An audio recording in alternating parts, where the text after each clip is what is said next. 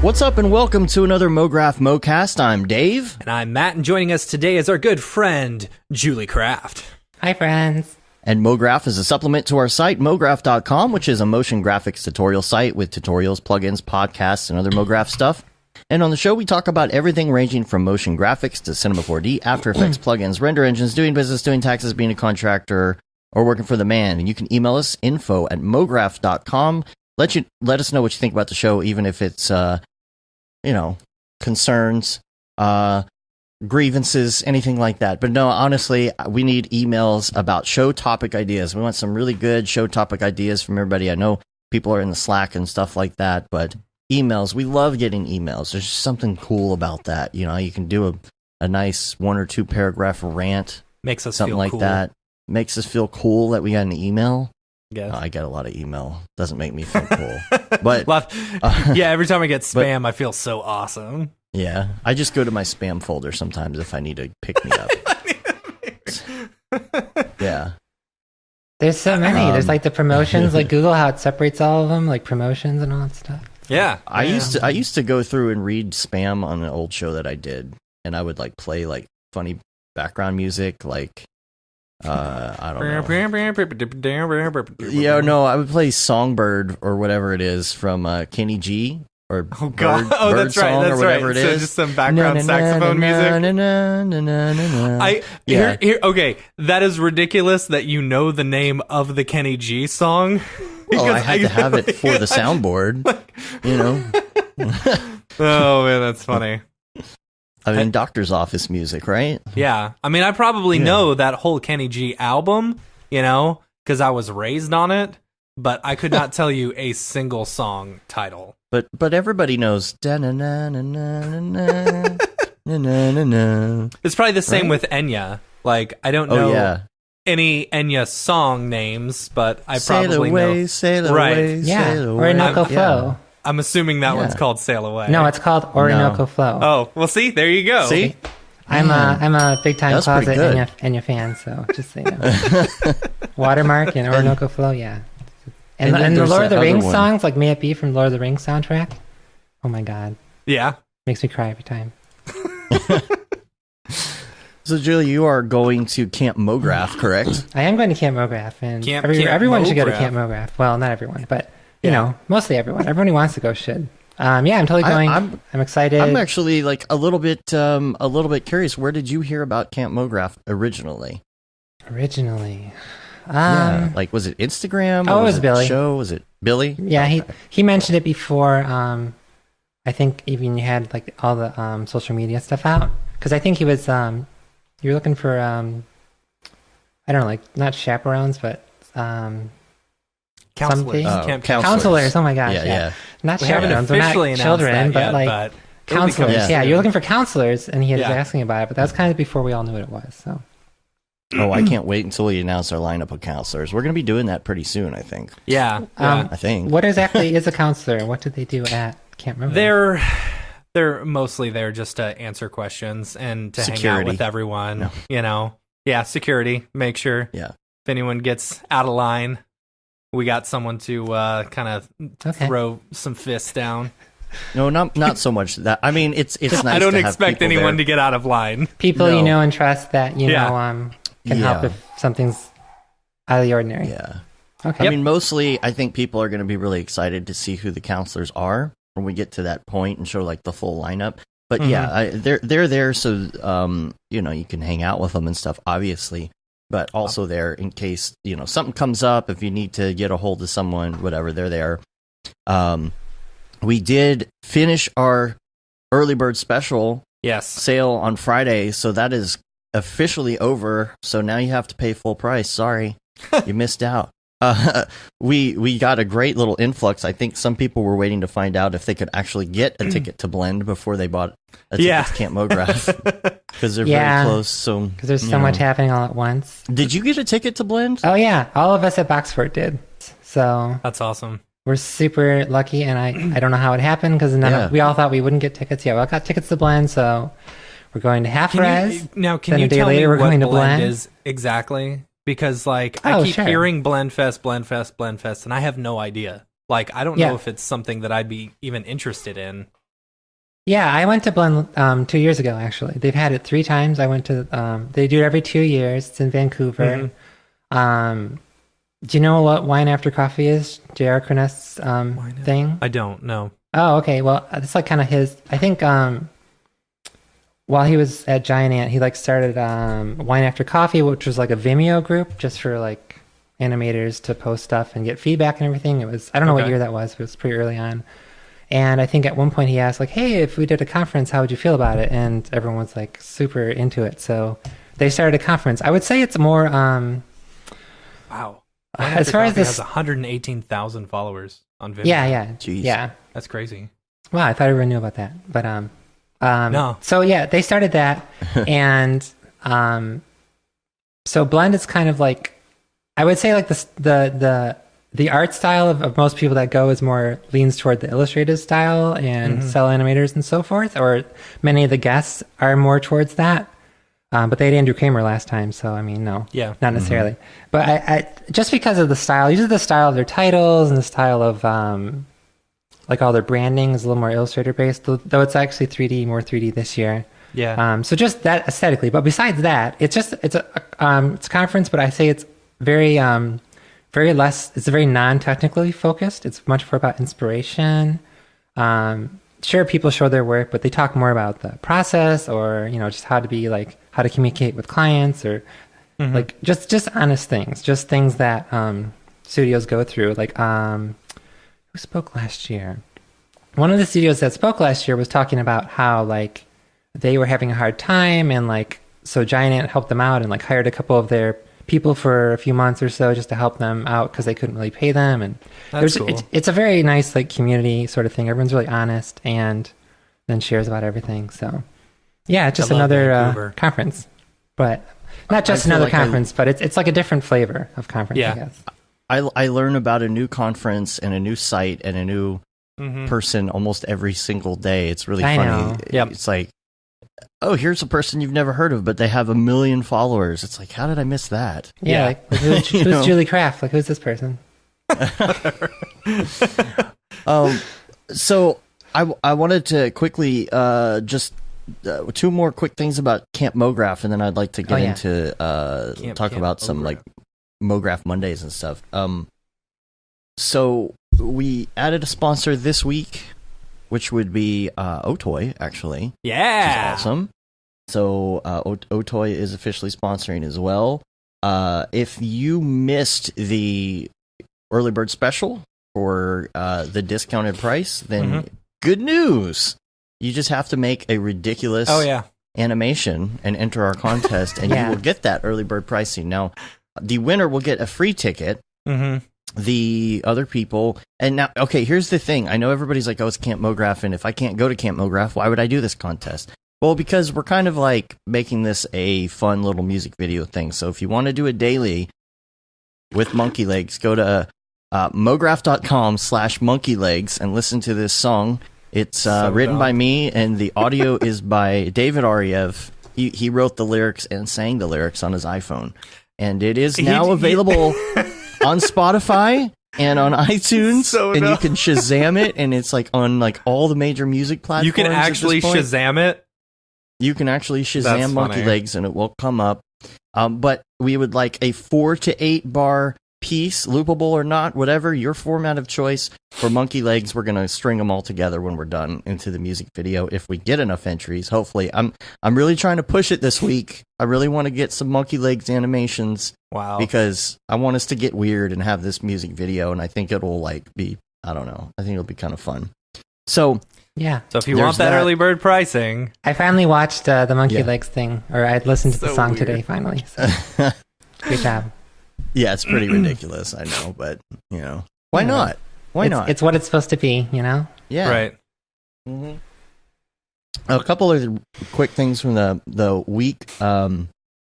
Just met with an accountant this week about some things, and I've got some interesting information. Oh I'll yeah. be talking about later. Yeah. All right. It's nice. We've been doing some restructuring of things, and it's interesting to see what the accountant has to say, as opposed to like, not opposed to. I'm sorry. It's interesting to hear what the accountant has to say about certain things that you hear motion designers ask all the time. And I had a really good conversation with the accountant about how hard it is to be in this industry. Different people, different countries, different states, different situations, and how he's surprised to learn that motion designers are having so much trouble sometimes trying to figure out accounting stuff, I guess. So I'm hoping that maybe at some point we could, I don't necessarily think get him on the show, but maybe some sort of write-up or something that's like helpful for people who are getting started, who are looking for that direction to go with their accountant, with structuring their business. The other things that I had on the list for this week, first of all, if anybody knows how to adjust context menus in Windows easily, you know when you right click and you get a mess of like 100 things and all you want to find is the open with? I would love to know if there's something that makes that easier. I found a couple things online, but it's all like registry edit junk. It's all reg edit. It's awful. Totally. Reg edit. It makes me nervous just typing that into the command line. But It's hilarious how normal it is to just do normal things in Windows. Like, oh yeah, you just edit the registry. I mean, yeah, you could kill everything easily, but who cares, you know? you could totally crash your entire computer. No, it's fine. It's because Windows is for professionals, right? Right. I say that, but I right click and it's like, do you want to add this to your something app in this thing with this compression that you've never heard of before? Like, no, I just want an open with button and I want my Dropbox options and maybe properties. And I want to be able to just customize that and take all the junk out. But I don't know. So 3 other things I think on here. Number 1, I have a new pet peeve. Is it After Effects? Because I've had that one for a while. I do have an After Effects rant, but if you want, I'll tell you all about mine. Let's hear about yours. Go ahead. Okay, let me tell you about this first. So you're going to notice exactly what I'm talking about, but in commercials right now, there's a fad that has been going on for way too long, and I'm guilty of it too. Back in like 2012, I did this, but hand claps and ukuleles? No, not hand claps and ukuleles, but when a commercial starts and you hear, this is so-and-so. So-and-so does this. Like, I'm telling you, everybody does this. So many explainer videos that start off that way. This is Dave. Okay. Yeah. Like, can we come up with something a little, like every commercial? This is John. He gets his tax accounting services from blah, blah, blah. I'm like, okay, let's go a little bit beyond that at some point. Anyway, After Effects. Here's what I'm not liking right now. First of all, I came across, apparently this is a bug, according to Matt. I don't know. A parenting issue. There's a parenting issue where you know, when you select a parent, you put something where it needs to go, you have it attached to the parent, and then it moves from there. Yeah, Billy. Yeah. Billy's comment, this is Paul. He has a leaky bladder. It's probably real. It's probably real. Yeah, it's probably a real one. Oh man, the medical commercials are so wild. Yeah. For medication, yeah, totally. But okay, so you attach something to a parent in After Effects, and all of a sudden it moves it to the location of that parent. That's not how it works. Yeah. It was a bug that I ran into. When is the last time you updated? Yes. Yes, in 2019. I haven't updated in maybe the last week and a half. Or 2 weeks, I think. Yeah, I don't know because I just the time either. So I've seen that. I've had that, encountered it a few times, and I hate it. It's annoying. It's weird. The other you have to clear it out. It's weird. The other biggest thing that annoys me to no end is whenever I'm creating masks, and then I go back and I change my masks, and it keeps that mask, the original mask, in cache. So I can't see the actual changes that I'm doing. Oh yeah, I've been getting that one. Happens to me all the time. I make a change. Okay, clear out my disk cache and whatever. Okay, that's good. Go to the next keyframe, make a change. Okay, now I got to clear out my disk cache. Blah blah blah. And so I was having all this happen for this project that Nick and I are working on, and then it's constantly crashing. After Effects was constantly crashing. Like, you could only get 2 minutes into it before it would start crashing, you know? And so we're like, okay, let's update our After Effects to the newest version. Hopefully it'll get rid of some of this stuff. Oh, yeah, that'll work. It took us 12 hours to update. 12 hours to update a program because I can't go and just download the update like online. I have to go through their stupid app. And for some reason, it sees my system as, oh no, we got to give it the slowest amount possible. It will literally take me 12 hours to update one app. I don't understand that, man. I that's just... Your bandwidth is just limited there? But no, you have bandwidth. Yeah, I've got a gigabit internet. Just the Creative Cloud app is stuck. It's only the Creative Cloud app. And I don't know why. And it happens on every computer. Is it them or your ISP is the question? I have no idea. Who's it's got to be them because I can go to Adobe's website and I can download the original version of the app, just not the updated one, and install it. I can download it in 2 minutes, you know? Yeah, Ri-Fi says, did you turn it on and off again? Off and on again. Yeah. No, I like Impulse directed me to something, by the way, called Winaero, Winaero tweaker. That's supposed to help with some Windows tweaks. I'm going to check that out after the show and see. But yeah, anyway, a lot of people in the chat are saying they had the same problem you did with the masks. I hate this update to and Adobe is just making me mad. Yeah, but Matt, content aware fill though. I haven't used it. Oh, you know look what? Over here, everybody. Perfect for this project. Look over here. I don't know why I'm not using it. Don't look at your RAM preview. Look over here. Yeah, don't look at that red frame rate on your RAM preview, like 3 frames per second, right? Yeah, it's stupid. You need but 2 or more frames to render. The Mocha update is fantastic. I love the Mocha update. Like, now that I've finally figured out how to use it, I use it nonstop. Can I tell you my beef? Let's hear your beef. Here's my beef. Beef it up. They made it so now, which is really cool, that you can bring in this Mocha stuff straight back in without the copying and pasting in the After Effects. Yeah. But the way that you do it, you have to pick which mask that you want to bring in. You can't bring them all in. That's fine. You got to pick the mask. So you go in. I had this problem last time I used this, like 6 months ago or so. And I completely, this time I forgot again because I had this hang up last time and it took me forever to figure it out. Same thing today. If you're bringing that in, you click on the layer that you want to bring in and then you hit OK. But then nothing happens. And you're like, wait a minute, why didn't it bring this in? And you do it again. You click on the layer that you want to bring in for that mask from Mocha. It doesn't work. You're like, why isn't this working? Oh, it's because there's a box to the left of the layer you want to bring in. Yeah. That is the same color as the background, but maybe slightly darker by just a little tick. And then you have to tick that checkbox. But also, it's not a checkbox. It just has a gear in it that you have to turn on. Yeah. Now, please tell me why that was a good idea. Please. I ran into the exact same issue, and this gives me this is one of those situations where you're like, I'm not an idiot. I should know how to do this. I shouldn't have to go to a YouTube thing just to figure out one tiny little issue, you know?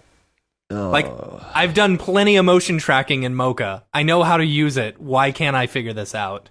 Well, that's just a sign that it's not intuitive. Like, it's not an intuitive update. There you go. You know? Yeah, absolutely. Like, it should be intuitive. See, there should just be like a little drop down. You know, I don't know why you have to open up a whole nother pop-up window in order to select which layer. You should just be able to do a drop down. This is the whole problem. I'm sure it's something technical. I mean, if it's not intuitive for those of us who use it every day, then it's obviously the wrong user experience choice. So, like, why? Like, why is no one listening?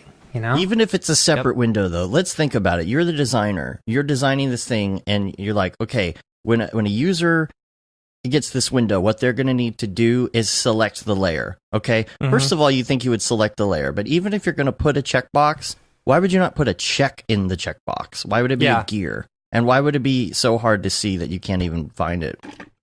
But I'm telling you, twice now it's gotten me where I forgot how I did it last time. Yeah. And I forgot it was broken last time and still broke.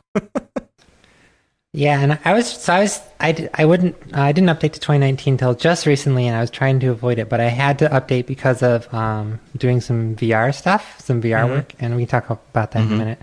But I've got it on the list. yeah, cool.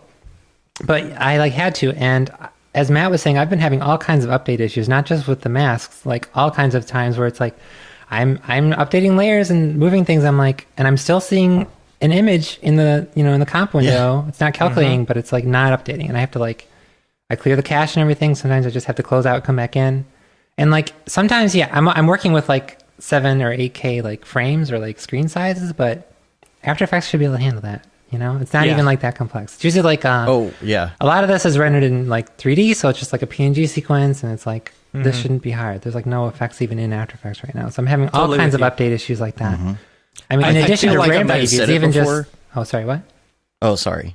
No, we all started talking at the same time. No, because we all have the same issue. But no, so it's in addition to the RAM preview being so, now I can't even see a still frame when I do an update or when I move something. So and once I've After had that Effects happen goes a lot. above HD, it's craps the bed. Oh, 4K. Oh God, no. Yeah, can't do 4K. So 8K, of course, it dies. Yeah, and I don't expect a full time RAM preview in 8K, obviously, but I should be able to move the playhead and still see the frames update. And clear the cache and have it actually clear. Yeah, I mean, yeah. I mean, I can scroll through pictures in Windows Photo Viewer faster than I can scroll in After Effects most times. Right. I'm going content to, aware. Anyway, this if I get another one, the next project like this, I'm going full Fusion. I'm just gonna really. That's a bold statement. I mean, we've got it. We've had it for a while. Yeah. And I know generally how to use it. I haven't used it yet. I used Resolve and Fusion for one project, and I really enjoyed the workflow. And I feel I don't know, this next one I just need to figure it out, because then I'll just move over to there. I mean, there's no reason I need to be doing comping in After Effects. After Effects is good for very simple, ease in, ease out, position, scale, rotation, transparency. No masks. As long as there's no masks. Well, here's some good news too. If you are a HitFilm Pro user. Oh, right, yeah. HitFilm Pro. I know what it is. I had actually never heard of it. I've never used it, but I know what it is. I don't know how they did this. You'll be able to use After Effects plugins with HitFilm Pro. I think that's exciting. That's cool. I mean, at least gives another, that's not, is that After Effects ones or is that Premiere? AE plugins within HitFilm Pro. This is according to this post on Red Shark News, and I don't understand exactly how this is going to work. Yeah. And you have to reverse engineer this stuff for it to work. And they've got it looks like an Andrew Kramer lens flare plugin here. Yeah. I think it is. Yeah, it's Element 3D. They got Element 3D here, and they have the lens flare pack here. It must be some sort of reverse engineering. I have absolutely no idea how that's going to be done. But even if HitFilm Pro is not your thing, it just proves that it is possible to reverse engineer this. So other people could do this. Interesting. Yeah. Or what if somebody buys them out for this functionality? I mean, I would think about it if I were, doing I don't know, different compositing program that's trying to compete. Yeah, you got quotes from Freddie Wong and Ren. Ren saying this is pretty rad. I always tell people who want to pursue VFX professionally to look into using HitFilm, since it can do it all. That's interesting. Just something to keep your eye on. Yeah, you never know. So I know you've mentioned HitFilm Pro and Fusion, but you've mentioned Calvary before. Oh man, I'm so excited for that. Yeah, what's the deal? Yeah, I don't know. Is it coming? Yeah, it's still being worked on, but the coolest thing that I've seen with it is effect C4D effector type stuff. In a 2D package, which is so I don't really know anything. Julie, you know any more about it? Because I haven't really. No more than you guys know. I mean, I've just looked at the website, and just this, Matt was saying, C4D fall off sort of things, cloner and effector sort of fall off. I mean, that's enough to sell me on it. Because I've done that, and I've tried it even with some AE scripts and everything in After Effects, and it works. but it's not fast enough, to like, Mm-hmm. like in Cinema in the viewport, usually you can move a plane effector around and it's like responds right away, and that's what I need for it to work. There's another app I say. Oh, sorry. Is that like if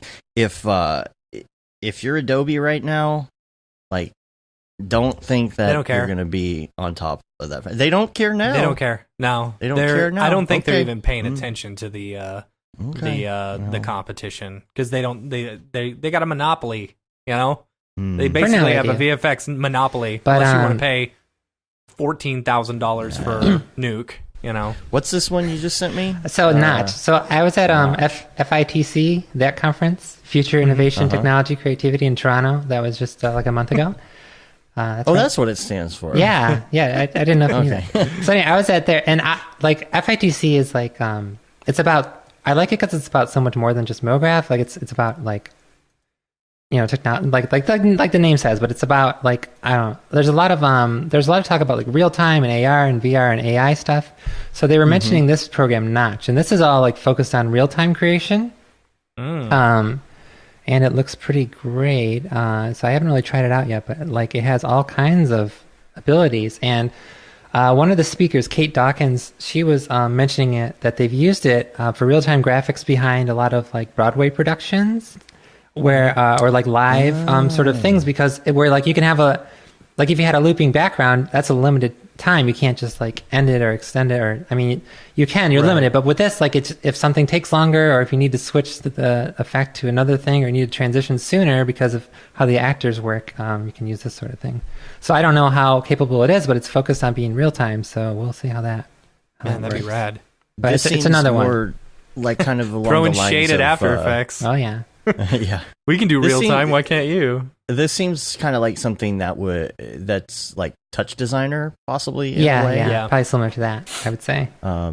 Is there a lot of interactive? It says live visuals redefined, so I'm assuming there's interactive stuff as well. This could be. I think so.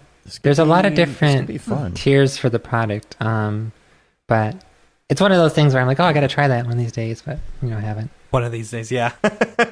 Sorry guys. Luke from Notch is hitting me up in the bottom right corner of the website. Oh, that's funny, because I've got Wow. Bent from Notch. Wow. We should hook these guys up. They might like to know each other. Oh wait, they work for the same company. Anyway. So I hope I'm I'm not doing the best commercial for their app right now, but people are talking about it. As long as you don't have an investment in that personally, I think. No. People are talking about it, and I'm going to talk about it because I haven't had a chance to try it. But if someone tries it and tells me how good it is, and tells me like that you can jump from After Effects with this, then I'll do it. Mm-hmm. Yeah, it's that the biggest thing for people trying to jump off is the plugins thing. You got all your plugins, you got all your go-tos, and maybe you don't have a lot, but it's hard to find an RSMB for a program that you just started using. Yeah, like totally. Where could I find those one or two plugins that are so like imperative? Yeah. That brings up an interesting point, because like say for example, jumping from one render engine to the next, it can be relatively intuitive because a lot of the same concepts can be used, but when you're jumping from After Effects to a whole nother program or something like that, you're still using the same concepts, but After Effects is so limited in as far as like the amount of plugins and stuff. Like all of us have built up a giant arsenal of plugins for After Effects that we probably use regularly, and then having to jump over to another one, they're just like, oh, well, shit. What am I going to do? And they're trying to like be, comprehensive and have like their own solution for all of that, but there's no way they'll get everything. Yeah. But I mean, the other side of this is like a lot of this that we've been talking about with Fusion and everything is more like the compositing side. And for sure, like there's better programs for compositing than After Effects. But when it comes to just animating, like shape layers, that's sort of like just tweaking the keys and the curves and everything, like the animation curves, it's like, there really is. I don't see any of these competing with After Effects, just for like really like nuanced animation, shape layer, Illustrator based stuff. Yeah, that's not the compositing realm. Like none of these are probably going to have that. I mean, they'll try. Maybe they'll get there. I don't know. Like cinema, animating and tweaking and speed and everything in cinema is really good. So I don't see why these other ones can't have really good, curve editors. Something that is not in our notes right now, but I know is going on right now is the Apple special event. That's like literally going on right this second. Yeah, okay. And more and more. Don't worry, y'all. I am not interested. Yeah, you can now put AirPods on your memojis. Oh yeah.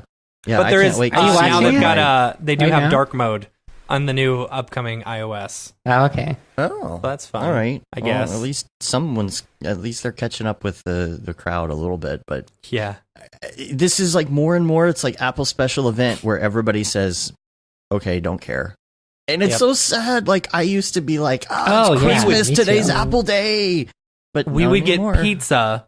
We would order these gigantic I forgot about pizzas that. and sit down and eat pizza while At watching work. the Apple event. I think It the would be last one we everybody did from was work. the Yeah. when they announced the trash cans. Yep. Yep. And now there's a couple people today who are like, maybe they'll come out with the new Mac Pro. Okay. I don't think they will. I It's don't know not. if It's they not going to did. have space for a full size, PCI graphics card. So Right. it means nothing to me. Yep. Bob says they're all I announcing care the about. lap pad. Is that a real thing? No, Is that a real thing? I think Okay. he's joking.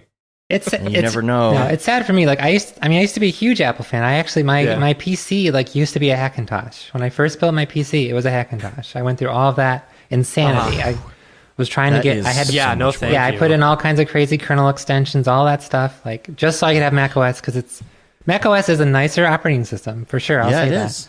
But oh my gosh, eventually I was like, what am I doing? Like this is a hassle. I don't have time for this. I need to Pedro just. says they're going to announce a Mac Pro today.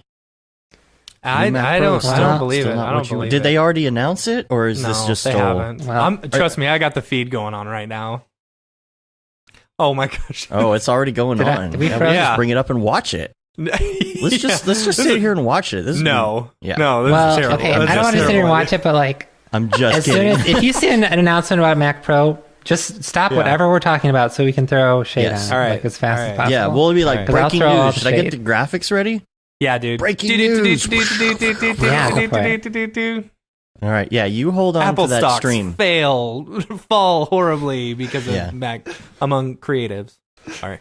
All right, Yeah. Matt, you keep that window open, Got it. and you I'm on you it. break in if we get that breaking news, and we'll be like, All right. Matt, tell us what you're learning.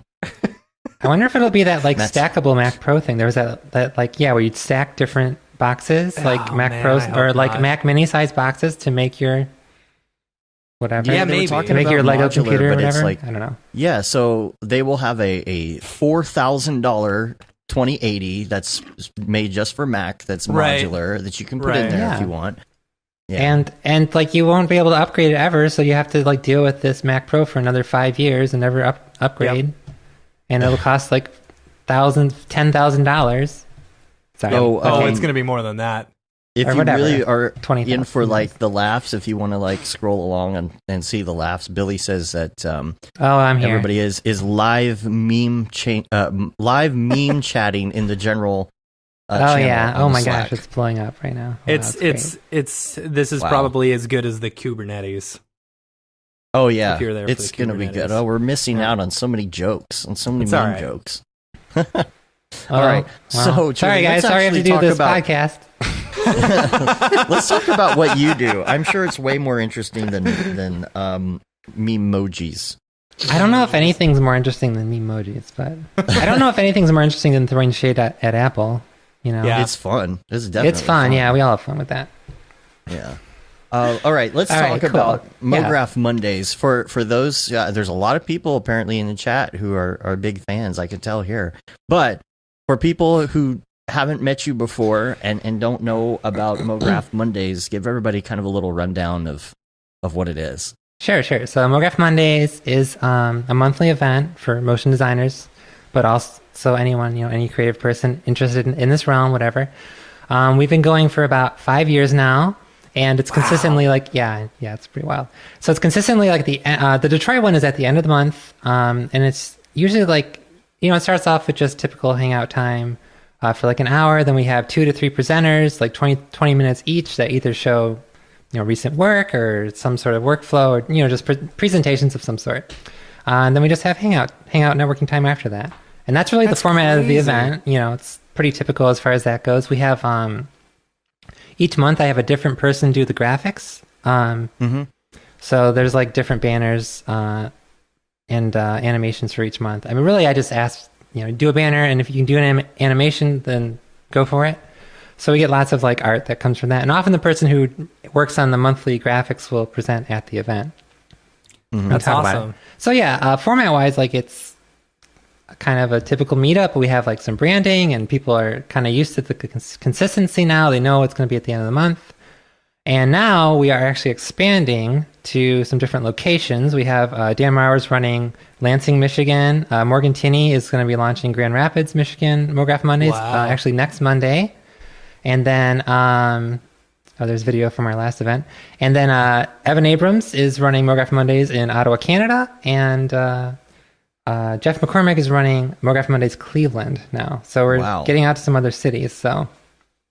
That's And those awesome. are all kind of just getting going, not as many attendees yet, but we're expanding the brand out to that. So Yeah, I like that. Do you have what resources do you offer people who are expanding or helping you expand in those areas? I know a lot of people find it really hard. We've had a lot of people say, "Oh, I want to get a meetup going in this city or this city. What should I do?" We try and give whatever advice we can, but what do you do for those people who are trying to? I mean, sometimes it's like, how do I even find anybody to show up for this event? Especially if you're just living in like some rando city somewhere. I know. So, well, for me, I started Mograph Mondays when I started freelancing. So being a freelancer is just kind of inherently helpful because, like, I always say, I met more people in like the first year of freelancing, more different people than I did in like the past like 10 years before that, working at different studios and so forth. Yeah, one of the biggest things with freelancing is networking. Yeah. So it just happens inherently. Yeah. And so, yeah, as far as like advice on that, what's nice is if someone wants to start a meetup, I just do like a Skype chat with them or something, and we talk about all their concerns and everything. As far as resources for that, it's more just kind of like learning how your community works. It's hard if there's not many people there in the community, but I mean, I just usually say like to reach out to like different studios and just go ahead and just, cold email them and just be like, hey, I'm starting this meetup. Let me know if anyone from your team wants to come. It'll be like because normally people get emails like, hey, I'm looking for a job, and they'd see this and be something different. Like, oh, what's this? So as far as I can tell, everyone wants to go to these things. So just look for companies in your area that do what you do and start with that. Also, like often like co-working spaces are helpful. We have a couple WeWorks here in Detroit, and those will like usually you can figure out ways to connect there. You can also like post on their boards, whether it's their physical boards or they have like emails. And often those co-working spaces will hold the events for you. Like sometimes it'll be costly, and sometimes they'll do it for free. Sometimes they'll be like, hey, you can have your event here. So if you have your event there, for them, I can then imagine. then they email everyone in their co-working space, and there might be motion designers working in that co-working space. There might not be, but that's a good way to like go for it. Yeah. I think we've been to some WeWorks here, haven't we? Yeah, I've been to. Well, I don't know if it's WeWorks. There's a bunch of places we've used for like a day. Quite a few. Yeah. But we haven't. I got a question for you. So we've done meetups in different forms. Oh yeah, you have your DFW C4D, right? But we've done like we did a little thing in Austin that was like a beer meetup. What we did in Colorado at EJ's meetup was a little bit different, and we really liked that format. EJ's was great. That was a great meetup. That was like a deal where we were almost like doing the show in front of an audience, with EJ and David. And what we do at DFW C4D is we have presenters, and like you would at a bigger event. You got the screens and all that. And we've changed it up a little bit. We've done some different things just to see how it goes. And now with Camp Mograph going on, we've been extra busy. So instead of doing 2 DFW C4Ds this year, we're just doing 1, which is going to be in November. However, we do want to have like a mini type meetup in between that's not less organized, but it's like not the like presentation stuff. It's talks and beers only. You know, somewhere. It's not necessarily a big, huge ordeal. What do you find has been like the best reception? Like what type of meetup works best for you? Because I know like in this video you have like a panel thing, but do you have breakouts? Do you know? We kind of have a balance. I mean, so honestly, when this started out, I started this just because I was a freelancer and I was like kind of lonely that I didn't have like a consistent team around me. Because that's one thing when you work somewhere, like you have a team around you, you're used to that camaraderie. As a freelancer, like you meet up with different teams and they're all cool people because, you know, Mograph people are cool people, but you don't really have your own like team, your own people. So I'm like, okay, I still want to see the people I used to work with. So I started this thing and we were just meeting at a tea shop in the area. It was like 5 people, you know, kind of initially. And I guess what was cool about that is, so the smaller amount of people allowed us to kind of like look at other work and critique it and like think about it. Like I think one of the first things that we had looked at when we were meeting initially was like the Oblivion graphics reel or whatever, which was really cool at the time. And well, it's still cool. But yeah, so we were just like picking apart some other work and like having a little group discussion about it. And we you know, because with a small group, you can interact like that. Though now that we've grown and we're more like 30 to 40 people, you can't really have that same sort of experience as far as like everyone focused on one thing. So most of the time it is just presenters, but I always limit them to like 20 minutes maximum. So really quick. So like an hour of presentations maximum because people get really antsy. Yeah. So I just try to get through those, and I, you know, I'm always like critiquing and like making sure, you know, I ask people to present when I know like they'll have interesting content, and sometimes they'll be like, hey, I might talk about this. What do you think? And I'll let them know what's probably the audience will like the most. So I try to help presenters like kind of critique what they're going to talk about for like a quick format that's going to be interesting. One of the things that sorry. Oh, what? Sorry. Oh, go ahead. Go ahead. It's another question. I'll just keep talking forever. No, let me continue. So yeah, so we started small and now we're growing a little bigger. And so out of necessity, we've had to have like presenters. And then, yeah, we had that panel discussion last time because I wanted to do something different. I really wanted to have a group discussion, but I'm like, it's so big. There's like 40 people. How do we do that? I'm like, well, I guess we'll do a panel. And I didn't want the panel to be like, hey, we know, you know, ask us questions. It's not like a conference panel, right? Where the big shots are on stage. It was just like, hey, we want to start this conversation and we'll lead it, but you know, we want everyone to participate. And they did. Everyone like in the audience chimed in and had a lot to add, and it was really good. It felt really, really intimate, even with, you know, like around 40 people. That seems like it works really well. It worked really well when we went to Colorado. You know, just people will bring up a topic and then everybody just kind of goes, you know. Yeah, and we've done it before because like Joey Corman was in town one time and we had basically like a big group discussion because he was there, and it was really good. We were talking about obviously freelancing and all the things he writes about in his book and everything. Do you bring in a lot of people? Is it mostly local people? Yeah, it's mostly local people. Okay. I was going to say, because we fly people in specifically for DFWC4D, and having to do that every single month, you know? Oh yeah, that'd be wild. Yeah, we're not like that big, right? But like Joy was in town because he was shooting that video. Did you see that Mograph like coming of age video that was on School of Motion where they interviewed people at Gunner and Luna North and other studios? You might see. I haven't seen that one. Yeah. Okay. Well, they shot a video here, and yeah, I can't remember what it was like promoting one of their. I think their free course actually, like Path to Mograph. I believe it was a video promoting that course. So yeah, they came to shoot that. So Joy was in town, so we just had our event, you know, around his schedule, and it worked out. So yeah, it's mostly local people. Like haven't brought anyone in, though. Actually, Nick Campbell attends pretty often because he lives here. You know, he lives nearby, so he comes in. That's cool. But like, what's cool about this is like, I kind of like that it's local people.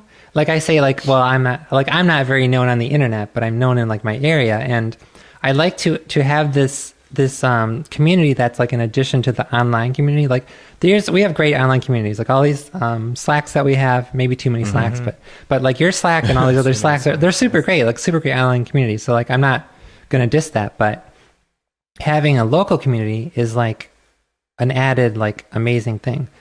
So I'm fine with it being small and local, and I love that we're starting other chapters because that means that little local community can be in some other places. I do want to do perhaps like a conference or a day like workshop event where we could bring in someone, you know, maybe a little more well known, and that we would charge for, because our events are free. Like all these Mograph Mondays are free. Like I do have a Patreon. I asked for donations, but at some point, like it's hard to run without a little bit of income on it. So we're trying to figure that out. Yeah. Every DFW C40, we have spent anywhere from $1,000 to $5,000 for every single one. We never really make money back. Yeah. Most of the time, Maxon's really good at like helping us sponsor the event, so they give us some cash for beer and stuff like that, or hors d'oeuvres and stuff. Yeah. It I don't does. know. It comes around. We've gotten some clients. Yes, think, we have gotten. Totally. Specifically from it, which is great. But I mean, the community, the local community, especially, like we don't have that as great in Dallas, and I wish we had more. Like Dave and I are the only ones who are trying to throw it together. Well, I mean, is there like enough people that do Mograph that you think they're just not together? I think so. There are. It's and that was actually what my next question was going to be, because we have quite a variety of people who show up, because there's a lot of video production in Dallas. Regular video production, and being a member of the Dallas Producers Association, we post that we're going to do our event. And so you get people showing up that are like hardcore in graphics. Some of them only know After Effects and not cinema. Some of them are producers. They want to meet people that are in motion graphics. So you have this like crazy like diversity in what people do. So my question to you is, like, with the people that show up, are you getting that level of diversity in profession? And if you do, how do you handle like crafting your presentation to such a variety of people? Like from a noob all the way up to somebody who's like super like hardcore Octane node everything, and then the guy who like just found out, that After Effects exists yesterday, Yeah, well, part of the reason, well, like I said, that's why I have like the shorter presentations, and I talked to the presenters about like keeping it not too deep and too technical, more like, hey, here's what's possible with this real-time thing, or here's what's possible with Unity or whatever. Or I did have someone present about Touch Designer, which like none of us really knew how to use, but they were able to like, here's some of what's possible. So it's more about like just touching on like the like what you could do with it, or what just like a light sort of intro. Did I disappear for a second? No, you're good. Okay, you're good. I did. Okay, so it's more like that, because what I feel like is like we're not trying to provide like what tutorials can provide. Right. Like that's, tutorials are online. Like you can get all the information you need. We're providing more of like a forum where you can easily ask questions and like not feel, and like get quick feedback and be like, hey, like I had no idea that this thing existed, but I'm glad you showed it to me, because maybe I can incorporate this into my workflow or something. So so we're never trying to replace tutorials. We're not trying to be like a tutorial provider sort of thing like that. And that's kind of why I want to do workshops that are more focused on a specific topic eventually now.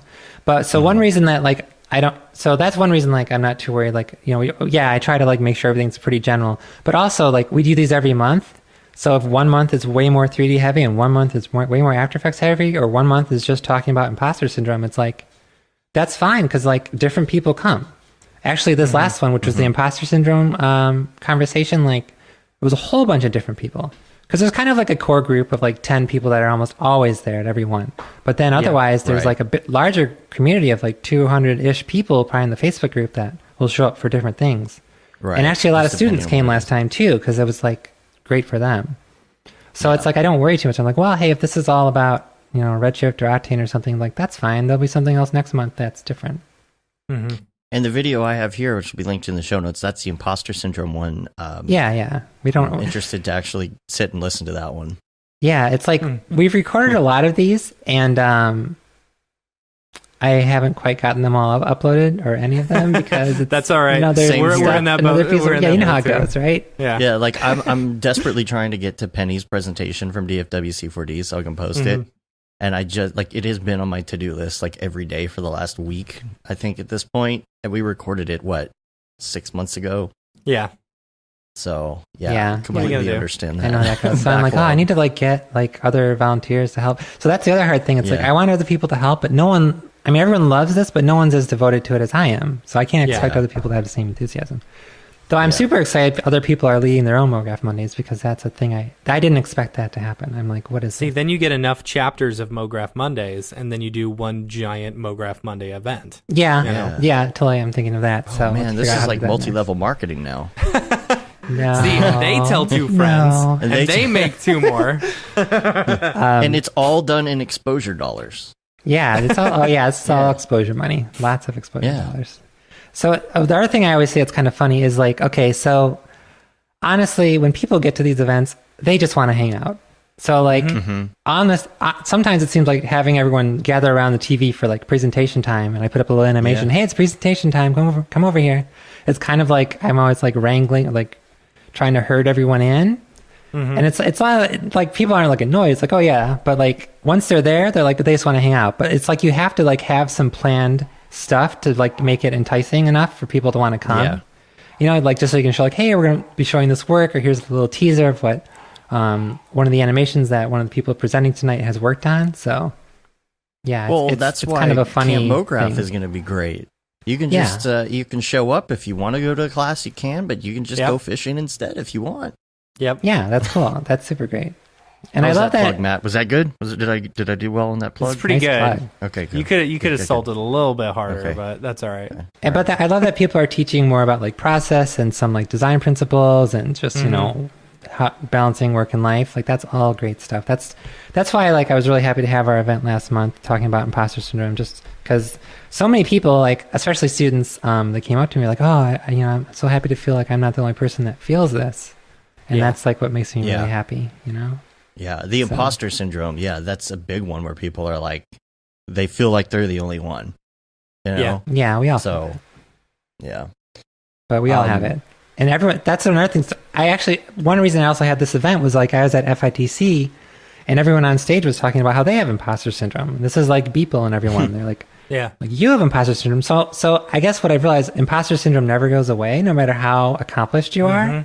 Because I always think, oh, I have it because like, I don't know, I haven't, I don't have this many followers on Instagram, or I haven't like Yeah. made this one cool project for this one cool client that like got like everywhere, but then I'm like, no, these people have it. These people work on the Olympics and all this other crazy stuff. And it's like, wow, okay. It's well, like that meme. it doesn't Can't go have away. imposter syndrome if everybody has imposter syndrome. Yeah.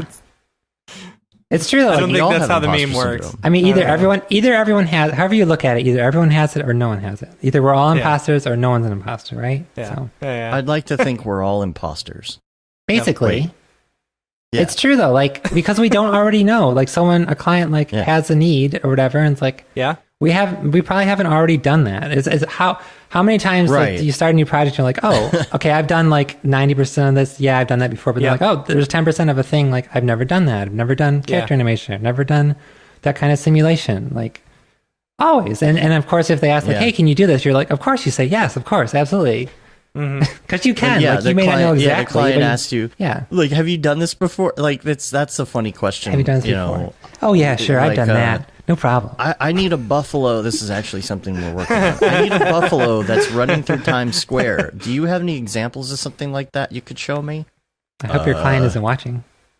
It's like, no. Sorry, well, our no, I clients straight don't up. watch our show. No, Okay. no, I straight up told the client, I'm like, nope, haven't done that before. But can you do it? Well, of course I can do it. That's the other thing, though. Like, if you have a good enough relationship with your clients, you can be honest about that. Yeah. Or you can be Well, like, and hey, that's- like I can see how this will be very challenging to accomplish this thing in this amount of time. I've done similar Mm-hmm. things and I can make it work, but I would advise that you make a different choice here.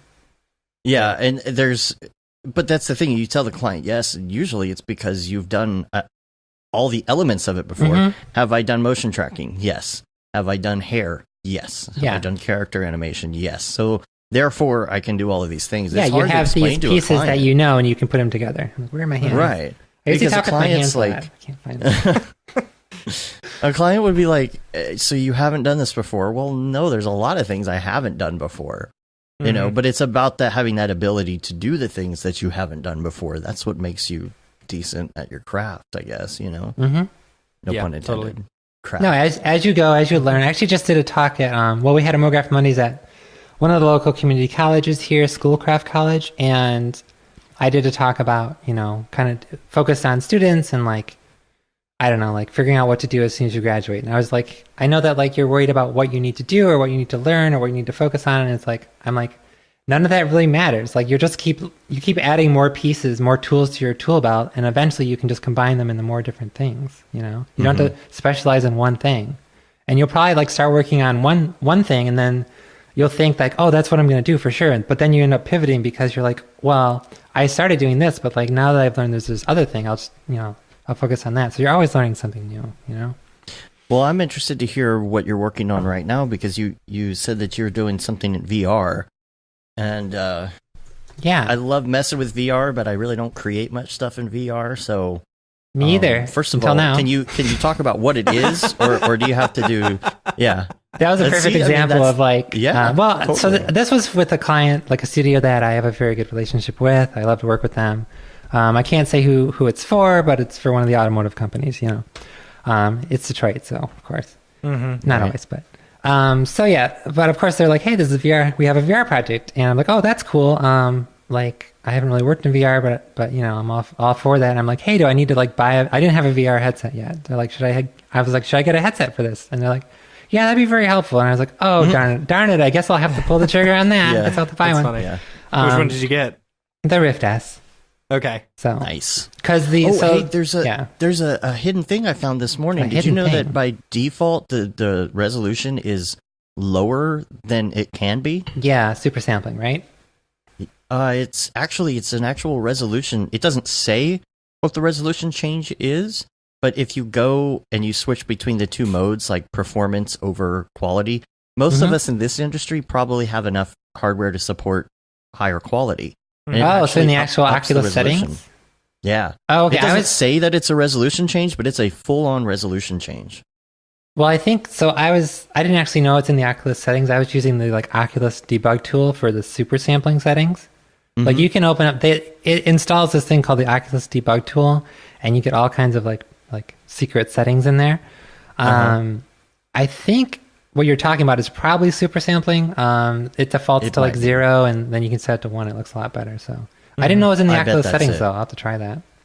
It's it's called something else for consumer purposes. I know, whatever. But that's probably the same thing.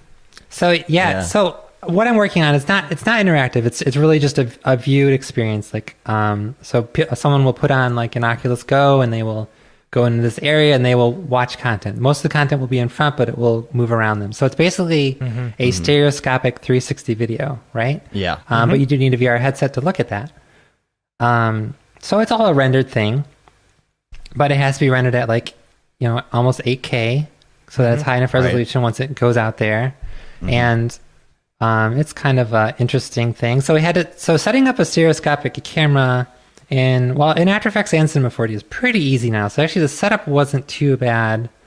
But now it's just like kind of like placing things within where we want the viewer to see them. Or I would say like, if they're facing forward, how much can they really see? So what's helpful is that you can totally hook up the Rift S and basically use it as a monitor for After Effects.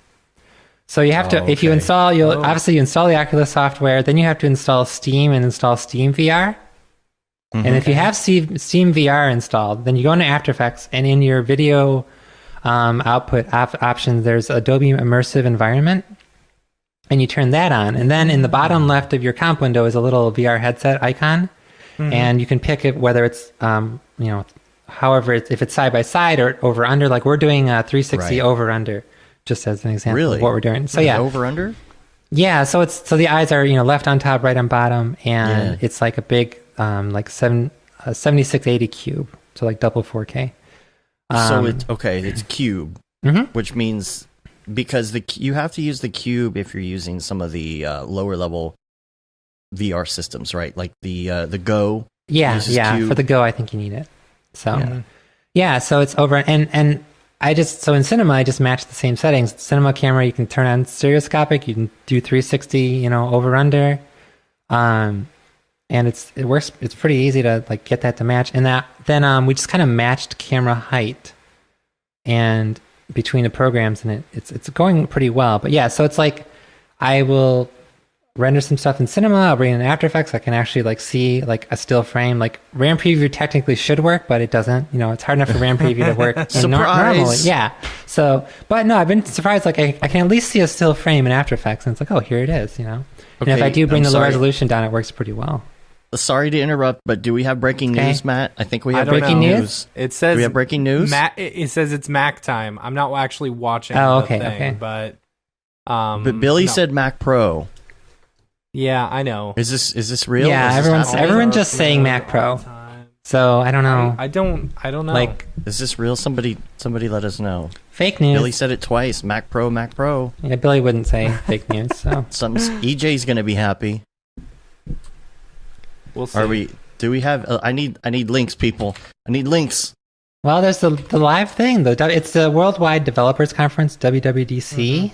Oh my gosh. Oh my gosh, I heard they're that. showing it right now. I'm putting this Are on. they? Oh my Sorry, gosh. hopefully I don't get any copyright Man, I picked the issues. worst time to do this podcast with you. Nah, Oh, we're That's gonna- all right. I'm sure we'll all hate it. Hey, it looks What is like the going on? trash can. Hey. It looks Oh, just like the trash can. man. Well, wait. It's No, like it a looks more like a cheese normal. grater. It looks like It looks a normal even PC, more little like more. a cheese grater. Maybe that's a good thing. That's kind of a good Man. thing. Yeah. I'm Maybe probably not going to though. get tagged if I unmute this audio, so I'm not going to really mute this up here. Oh my gosh. Okay, well, I'm The sure cheese we're just grater gonna, is back. This is the best thing we've ever produced. We're so excited about this, and yeah, they're going to give. All right, so we're going to have to come back to that, I guess, Okay. because we're going to have to get all well, the specs and details for next week. Now no one's gonna even. Yeah, like no one's watching us now because they're watching that. Yeah, Yeah. I'm not even watching us now. Yeah. All right. Oh, that's kinda we'll have sad. to. I'll leave that up and I'll look at it while we're talking here. But here's my question on the VR stuff: is that Yeah. when you're looking around, let's say that you bring one of those Cinema 4D projects into After Effects and you're using Cineware. Are you able to at all like look around at your scene when you have the VR helmet on, or is it just something where something has to render first or preview? Like how does that workflow work? Are you even able to do that? I haven't tried Cineware in there, so I don't know about Cineware. As far as just normally, So you can. Yeah, I can totally. You can totally move your head around and look around in there. Whatever's up But within After Effects, not in Cinema. within After Effects. Right. Yeah, I don't know about Cinema. Okay. And so when you're doing that, it's just paused at the moment, and you're looking around what you have Yeah. on that frame. Yeah. I don't know about. Cool. Yeah, I haven't tried it with Cineware. I honestly haven't really used Cineware. I feel like it just doesn't. I don't know. It always seems to. I guess I haven't put it through the paces. For me, it's just easier to do the old workflow and go back and forth most of the Yeah. time. And you also have a note in here about X particles. Have you, are you doing X particle stuff within the VR stuff, or are you doing X particle stuff on a separate project?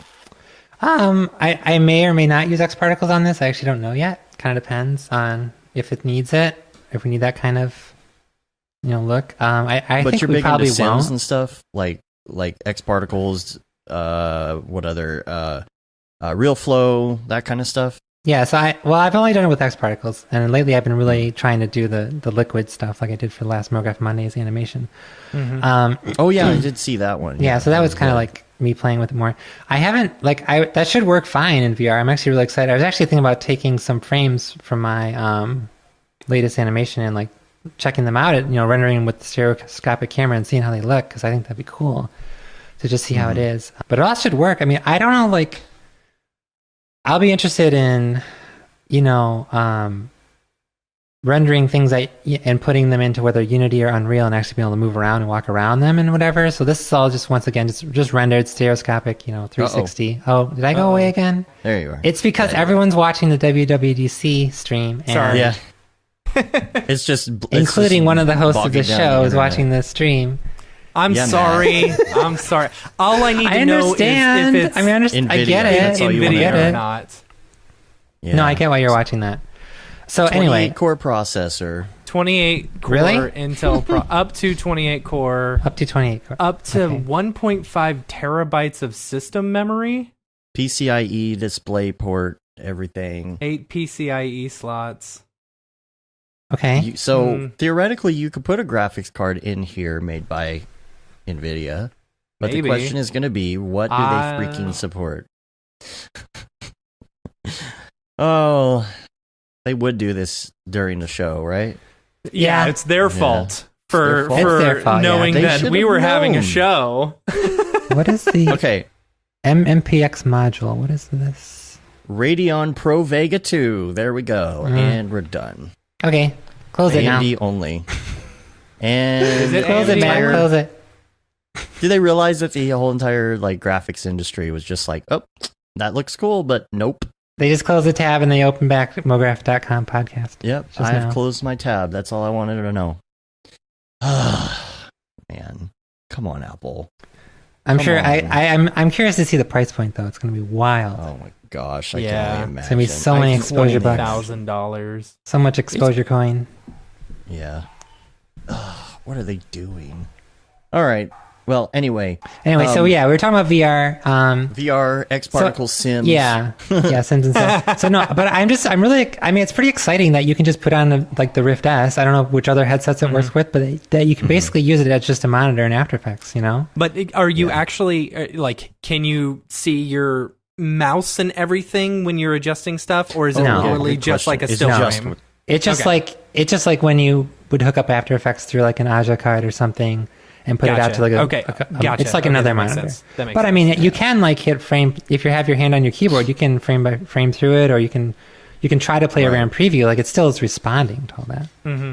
So it's kind of nice. So you can still like A and B stuff, you know, or you still could move a layer or whatever. Yeah. Right. Yeah. It's slow. I mean, it's super slow, but it works. It'll get there. Maybe not on Yeah. After Effects. And it's platform, enough for me to like be able to see what I, just to make like I can, quickly enough render like a low res thing out of Cinema and have After Effects update and show me where it is, and it's enough for me to be able to place things properly. Yeah, that's the thing. That's still better than what it used to be, because what it used to be is you would have to actually render out a frame and then put it into some special app that can do it in order to even see one frame and be like, okay, now I need to nudge this thing to the left or whatever and render it out again. So it's progress, I'm gonna say that. But also like, so I thought, I tried to like get some video previews, even just having a comp that only has like my image sequence, from the render in it, and that would never play back. So I have had to use one of the if I actually want to like render the whole thing out and view it, I've had to use one of the video players, and DEOVR is definitely the best one. Oh, right. Yeah. I've been using, as far as the Oculus ones. I mean, I'd say the best one as far as what I've experienced. I do have to render. I can't render a full like 7680. I have to do 3840 square, just so I have to view it at like half resolution. But it plays back really smooth if I do that. So DOVR, Virtual Reality Experiences. I have a feeling that's not the site I'm looking for. did I hit the wrong thing? No, I think that's right. All right, Yeah. well, I put it in the chat there. So. Oh, you did. Okay, cool. No, I had just Googled it and it came up with something weird. I don't know. Yeah, so I tried a few of them, even like the virtual desktop playing through VLC, but DOVR works the best. Oh, but also like so you render out your source flat stereoscopic stretch screen over under thing. Then you bring that into Media Encoder, and Media Encoder does have VR settings. If you scroll down, you say this is VR, and then you can choose the option like the 360 stereoscopic over under, and then it tags it as like VR. Okay. And then actually, if you open it in VLC, even without a headset on, you can move around your mouse and you can look around In 360. Okay. in 360 itself. Yeah. I think I have seen this player in the store, I believe. Yeah. I've seen it in the Somewhere. store too. Yeah. Yeah. But I'm using something else. I forget the name of it, but I tried all the ones that were like at the top of the Oculus list. I tried, and this one definitely works the best in my opinion. well, I'm glad that's there, because a long time ago, like at first when people were trying to do this, it was really hard to find a player. And even when Oculus is brand new, you had to get the player third party, and you had to install it separate, or you had to go to Steam VR. And now they've actually got, I think maybe they had a couple of them before, but they were only good for like regular 360 video, or they didn't have a whole bunch of options. So you would get in one of those things where you got a movie and you got the player, but they wouldn't sync up correct. Something was totally. always off or whatever. So they're definitely getting better. No, this one's solid for 4K, like 360 videos. Like I can scroll through it. I can move the scrubber. It actually works. Everything's synced up. You can easily loop it and keep playing it. And it doesn't have like a stage. Like a lot of the players, you open them up and they show like a movie theater or some sort of stage setup or something just wacky. Yeah. This is like no, this is basic, which I love. So there's a couple like that I kind of. I mean, if I'm watching a regular video, if you're watching, for regular video, yeah, for sure. Yeah, it kind of makes you feel a little less like you're in a void by having that like little home theater with something playing. You know, yeah, a little I less. That. You know, I get that. But. You've been working on some UI UX stuff as well. Yes, yeah. That's what I'm not sure all what you can talk about. I know. But yeah, so that's been a funny. Excuse me. I'm drinking too much LaCroix. I really love LaCroix, but it's carbonated, so excuse me. We all love LaCroix. Yeah, so Detroit, Motor City, so we have a lot of automotive work.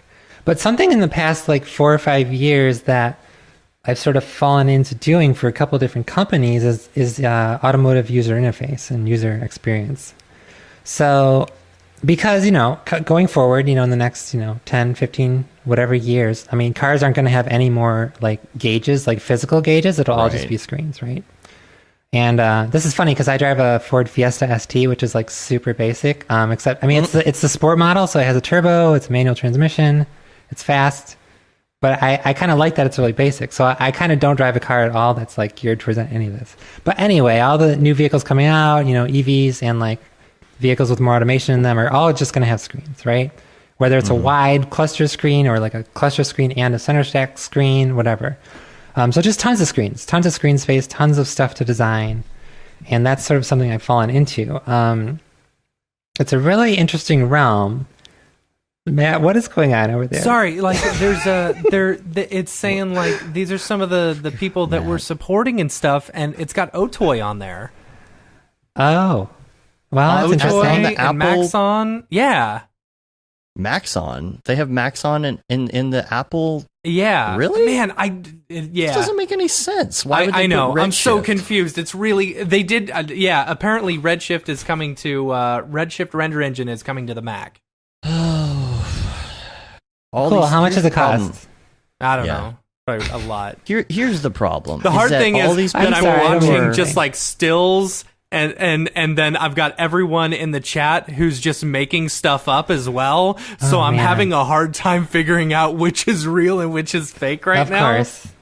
All I gotta say is all these people are gonna buy this expensive, overpriced thing that they could get like double, triple the power if they went PC, and they're gonna get it because it says, "Oh, Otoy" or something. Just don't do it. Don't fall for this trap, people. Come on, don't fall into it. Oh, Avid's supporting it. Don't buy this thing. Come on, EJ. Don't buy a Mac Pro, please. Please just do a PC. Is he on an old Mac Pro? Like he's not a PC person? Yeah, he's on a trash can. Oh man, okay. Yeah. But he's doing a lot of like video training and stuff, so he doesn't. I mean, that need, makes like, sense. An arsenal. It's fine. I mean, I get it if you want, Anyway, showing off Final Cut Pro. Yeah.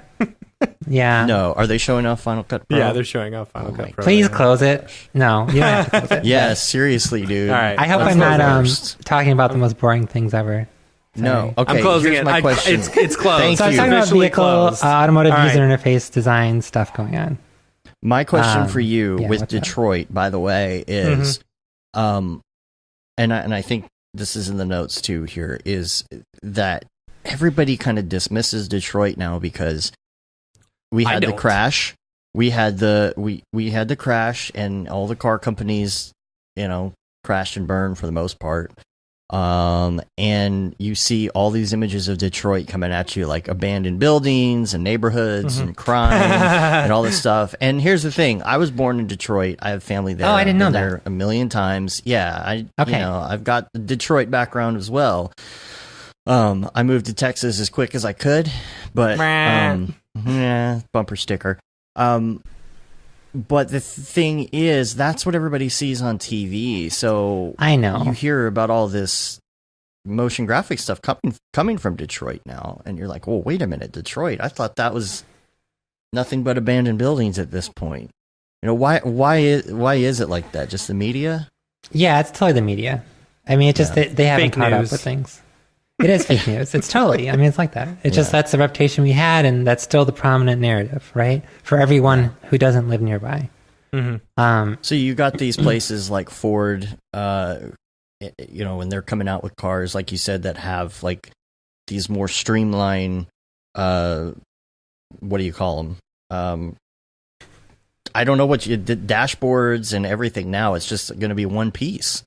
Yeah, basically. I mean, there's so many. There's no specific design I'll talk about, but it's the whole gamut of things, and they're trying all kinds of. So what's interesting about it? So I never considered myself a UI designer, but I don't know. Suddenly I start working on this stuff, and mostly I'm there like working with UI designers, and I'm animating what they make. But then sometimes someone sees something I make, and they're like, "Hey, can you design your version of this speedometer, or your version of this cluster, or whatever?" I'm like.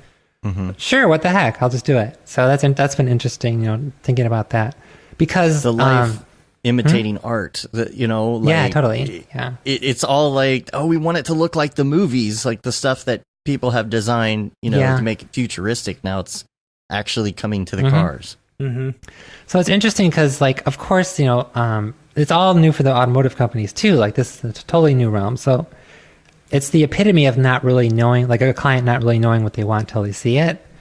So it's just tons of exploration, which is it's good and bad, but so many iterations, so many possibilities because it's all new. So like whether it's like 3D background type animations or if it's how the actual information gauges will be there, lots of different animations, lots of different styles, lots of different possibilities, and then in the end, like. It always needs to be way, way simpler than half of this design ends up being. So it's all about like the nuance. Like, okay, once it's there, it's like the nuance of like, how do the numbers change on the speedometer? Like, and how does this line come in? Like it's all nuanced. It's very detail oriented. It's like super specific, but it's just kind of this new realm. But this is, how does it work as far as like, okay, you make a proof of concept and then it's translated into an actual like, program eventually. Let's say speedometer, for example. You design a speedometer that does a certain thing. Do you then have to like chop up elements and give those to them, or do they take that concept and start over and just copy what you did as a concept? Like, it's a little bit of both. Nothing I've worked on has actually been even gone like into like production yet or whatever, because it's also so far ahead, So like there's a combination of that. When it comes to a lot of the elements, like the numbers, that's all going to be programmed. It's all going to be somehow done programmatically. But there is instances where there's like a PNG sequence that will go in there. Yeah, but because mostly it's not something that's controlled by like an actual piece of like data. Yeah, there's some pre-rendered stuff, but they're trying to do as much programmatically as they can. So yeah, and I've encountered this before because I've worked on animations for other like iPhone apps and so forth. That a company we have here locally in Detroit called Vectorform, they do a lot of interactive applications. So I've done a lot of it working with developers where I'll animate something as an example, then the developer will try to match that, and then like show it to me. I'll be like, that's close, but like. Not quite, and then we'll talk. Then, like sometimes I would tell them like the type of speed curve, like cubic or whatever, as far as like how fast something should ease and so forth. So it's just interesting working with developers and working on animations that are going to be part of an interactive experience or are going to be communicating something to someone driving. And what's the other big thing that's interesting about this is like I'm animating this stuff. I'm like, isn't this distracting, right? So you're trying to keep it very minimal. Like if. Like most of the animation happens during like the startup sequence, of course, like because the car's stopped, who cares? But even when you're transitioning between modes, there's like a whole animation transition. And yeah, it has to be kind of really fast. There isn't totally guidelines yet, but there's guidelines sort of coming out as far as like how long animations can actually be, that's going to be a whole new realm of regulation. Gosh. Yeah. But the interesting thing is like when I talk about like, hey, is it like is the speedometer easy enough to see? It's kind of like because automated driving is gonna be such a big thing. Like people aren't as concerned about honestly like they're worried about you seeing how fast you're going, but not that worried. Yeah, right. Which is super weird. Yeah, but it's true. It's like knowing your speed isn't going to be as important when so much is your car's automated. Right. That's interesting. Yeah. I mean, they'll always have like a sport mode for the sportier cars where like speedometer's really big and you get all your boost gauges and all that stuff. And honestly, the sport modes are way more fun to work on than any other part of these things. Right. I'm sure. But It seems like it. Yeah, we've done some too that we also can't talk about. Yeah. Can't say anything right now. That's a frustrating thing. Is like you create these really cool looking. Oh things my gosh, for, like, I've created some big so company much and- content. I have like just terabytes of content that I've created that I can't share anywhere, or at least not yet. Yeah. So try to. Yeah, not yet. That's the thing. I check in every year or so, and it's like, nope, still can't show that. Oh, dang. No, All right. absolutely. So yeah, But- that's where all the exploration, iteration. It's definitely an awesome exercise for a creative person, for a designer. And like I'm like, wow, this really stretched me. Like I really had to think about how to do this stuff, but I can't really show it. So it That helped me grow as a movement and person. animation Cool. thing, that's really interesting because like what we created was something on startup. It was a startup sequence, so it didn't matter. But I never really thought about the fact that like, you have to be careful about what's being shown depending on how fast the car is going or whether or not the car is moving. I mean, I've noticed that with my Apple CarPlay. It's like there are certain apps where it's like Spotify, for example. I'd love to just be able to search for a specific artist, but you can't. Because they don't want to take away. They don't want to distract you while you're driving. Right. So instead, you pick up your phone. And Yeah, you do it instead- that Right, way, 'cause instead I that's have to pick up my better. phone, That's yeah. way better. So. Yeah. Yeah. I So don't know. in a nutshell, it's just cool. It's a hard thing to work on, but it's an interesting new thing to work on because it is fun to work on something like, hey, potentially something I work on could be in a vehicle, could be out there, people could be using it, right? So Yeah. it's kind of cool, and yeah, obviously, like often they want to see cool stuff, like cool like UI, like you see in like space movies or whatever. I'm like, yeah, and like I take cues from that, but it gets like toned way down, which makes sense, but it's just an interesting challenge, and I like it. It's just like a surprising thing, it's something I never thought I'd end up working on, and it's cool. I never thought I'd be thinking about user experience as much as I do, but I am more and more now. Yeah, so. for sure. Now you're also a big work-life balance person when it comes to talking I tend about to be. work-life balance. I Even also though- like to talk about like work-life balance. Doesn't mean I always do it, but No, me either. it's getting like dark where you're at. What's The lighting going just on? changed. I'm like, what is going on? Wow. I don't know what just fun. happened. The top half of my head is like gleaming bright. I don't know what is. Yeah. going Now on here. there you go. Okay. That's funny. All right. Extreme forehead. So is, you probably talk about this a lot at your meetups. I'm yeah, sure. totally. So what is? I'll put you on the spot. What is the number one thing that helps you when it comes to work-life balance? Um, I know I it's guess- a tough one. no, I know. There's a lot of different things, but the number one thing. Well, honestly, here's a huge thing that's a recent development, and I'll get into talking about something I want to talk about anyway.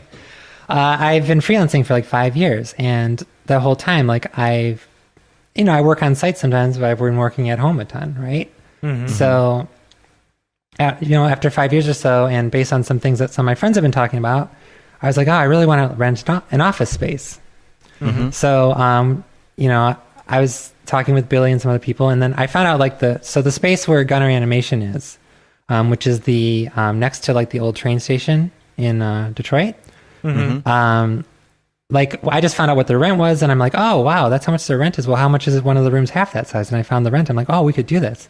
So we got together, and 8 of us pitched in, and now we're renting a space. And now we have another office, and we're all freelancers, so like none of us have to be there, but we like to come and so forth. Right. And it's affordable.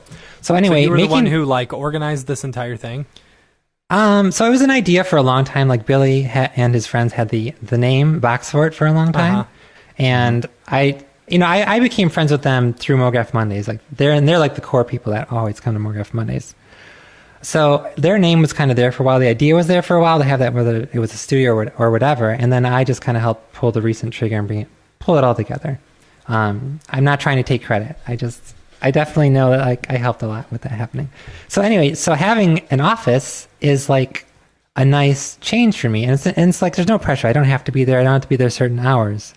but I have that again, and I still I'm at home right now, and I still have a good laptop. I work at from home, but my main PC is at the office. So having that separation physically again brings me back to that. Luckily, it's not too far away. It's only like 20 minutes to drive there. So that has been pretty huge, having that. Obviously, my spouse, she helps me, not lose my mind with things and takes me out of the Mograph realm. She's a librarian. So it's fun. So it's my wife. I mean, yeah, but like hanging out with non-Mograph people who like have, like they know what we do, but like they are not in this at all. Like they don't see people on the street and like freak out, right?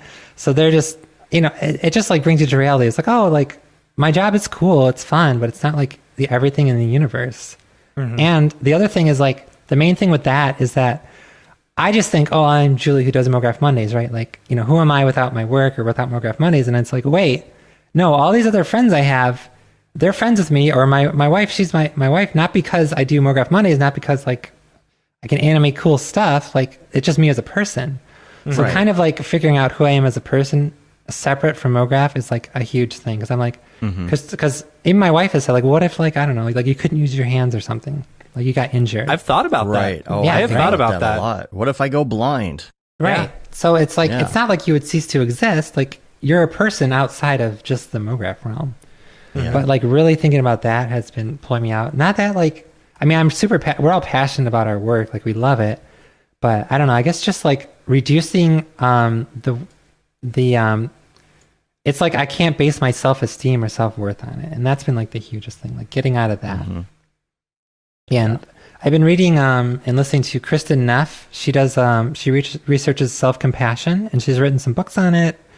She has a new like audiobook out on it. You can just find a YouTube video of her, NEFF, Kristen Neff. And that's been really helpful too. Cause you know how we all like say like horrible things to ourselves and like beat ourselves up when we mess things up, right? Like we say things to ourselves that we'd never say to a friend, like even an enemy, even someone we don't like. We say horrible things to ourselves, like we don't give ourselves any slack, right? And she's talking about like how, and because we think like if we give ourselves slack, if we're too nice to ourselves, if we give ourselves a break, we won't succeed, or we won't accomplish, or won't do as well in our careers as we are right now. And that's like not the truth. It's like super counterproductive to be hard on yourself in the long run. You're gonna get burnt out, if you do too much, and if you're too hard on yourself for not working and you work more, then you're gonna get burnt out. And actually, I think I read that burnout is actually a real ailment that's going to be added to DSM pretty soon. Actually, like you're suffering from burnout, like a real descriptor of it's not just like anxiety or depression or I don't know, sleep related issues. It's actually going to be called burnout. And I think I think it's because a lot of people right now in this current economic climate, I think are experiencing that a little bit more. It's just it's things are getting harder and harder. Wages are getting. It's not that they're getting lower; it's just that they're stagnant, and people are getting burnt out because they're trying so hard to make ends meet right now. My mom made the joke. She's very, one way, and she's like, "Oh, but unemployment rate is so low right now." I said, "Yeah, it's because everyone has 3 jobs." Right. Yeah, totally. Yeah. Yeah. It's funny. Anyway. Yeah, we had a whole wages discussion on another show, but this is stuff you guys talk about all the time. So, but I'm it's just trying still to add like to the conversation. That burnout is just, oh man, you got to keep yourself away from your computer sometimes. Got to make yourself. Yeah, because the other thing is just so, like you can like pound your head on a problem all day and like not find the solution, and then you could like leave and go for a walk in the woods and go to sleep and then wake up in the next morning or something, and like the solution will just come to you. Like your brain keeps working on the hard stuff when you leave it, and like if you don't give your brain that time to do that stuff, you just think, oh, I'll just throw more hours on this, I'll just stay up all night, I'll just like push all night on this thing. Like you're wasting like many hours that and and you're not finding the solution. You just don't make the connections.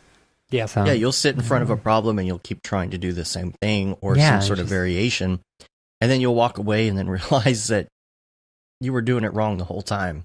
Yeah, There's Yeah, a completely basically. different way to do it. Yeah. Excuse me. So, But- yeah, and I think so. I don't know, like work-life balance never seems like the right word because like there's always so much going on. Like for me, I'm always like planning the next Mograph Mondays, or Yeah. obviously just navigating the freelance realm, which luckily in Detroit is pretty great. Like there's a lot of us freelancers, and we all have a lot of work, and we're all able to recommend work to each other when we're booked. So it's not really like cutthroat by any means. Like we're all able to be friends and share it, which is also great about box work because with a bunch of freelancers, like we can like you can stand up and be like, who's available right now? Because I'm not, but I got a job, you know. So it's pretty awesome.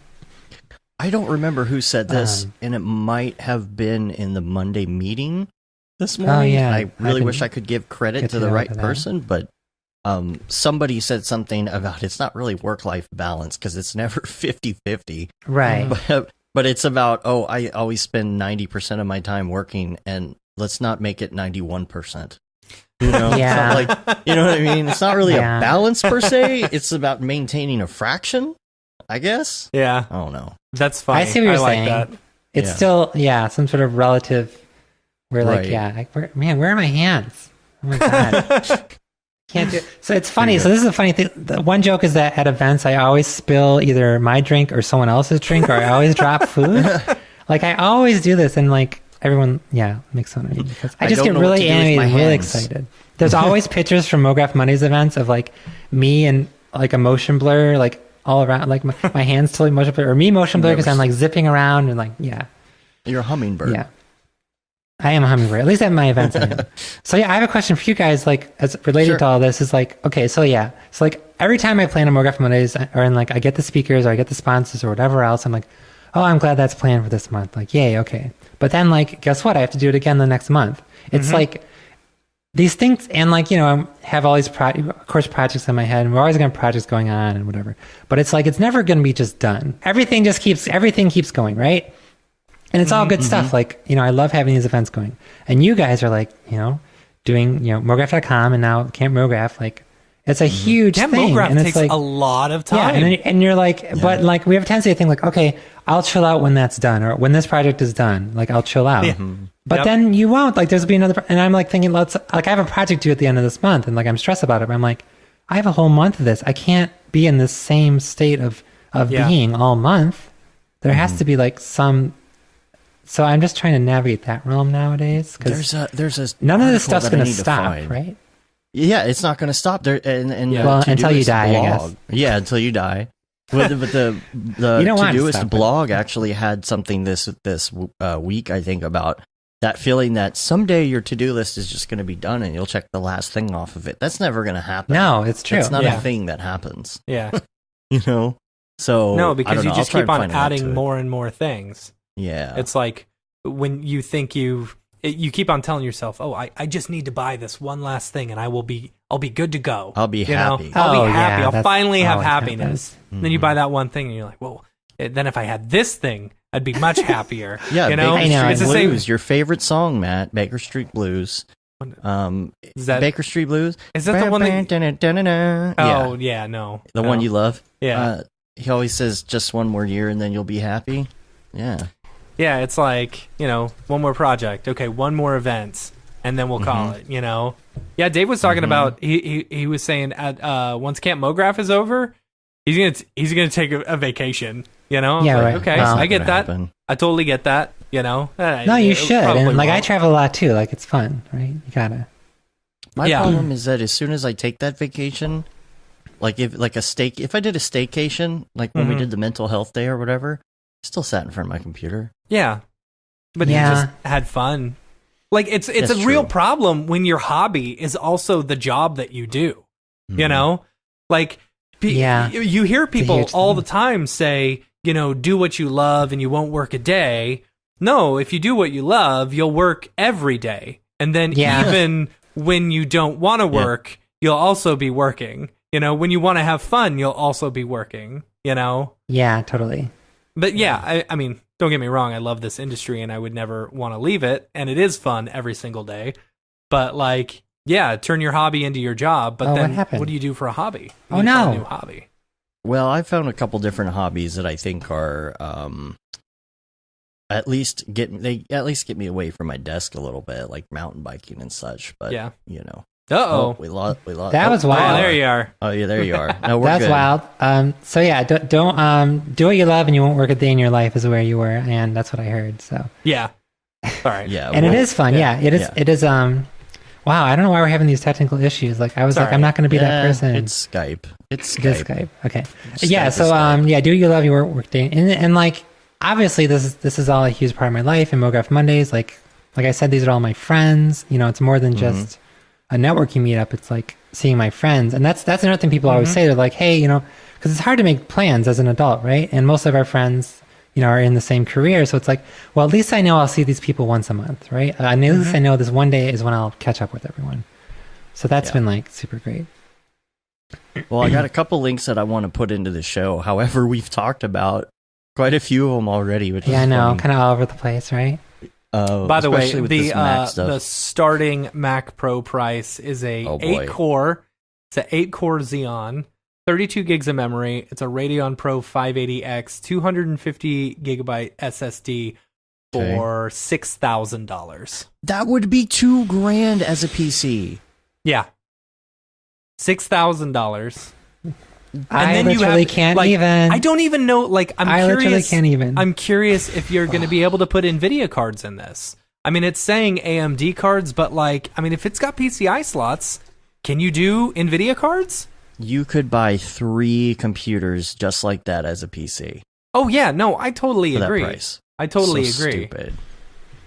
So I'm curious what the 28-core computer is going to be. Oh my god, I don't even want to know.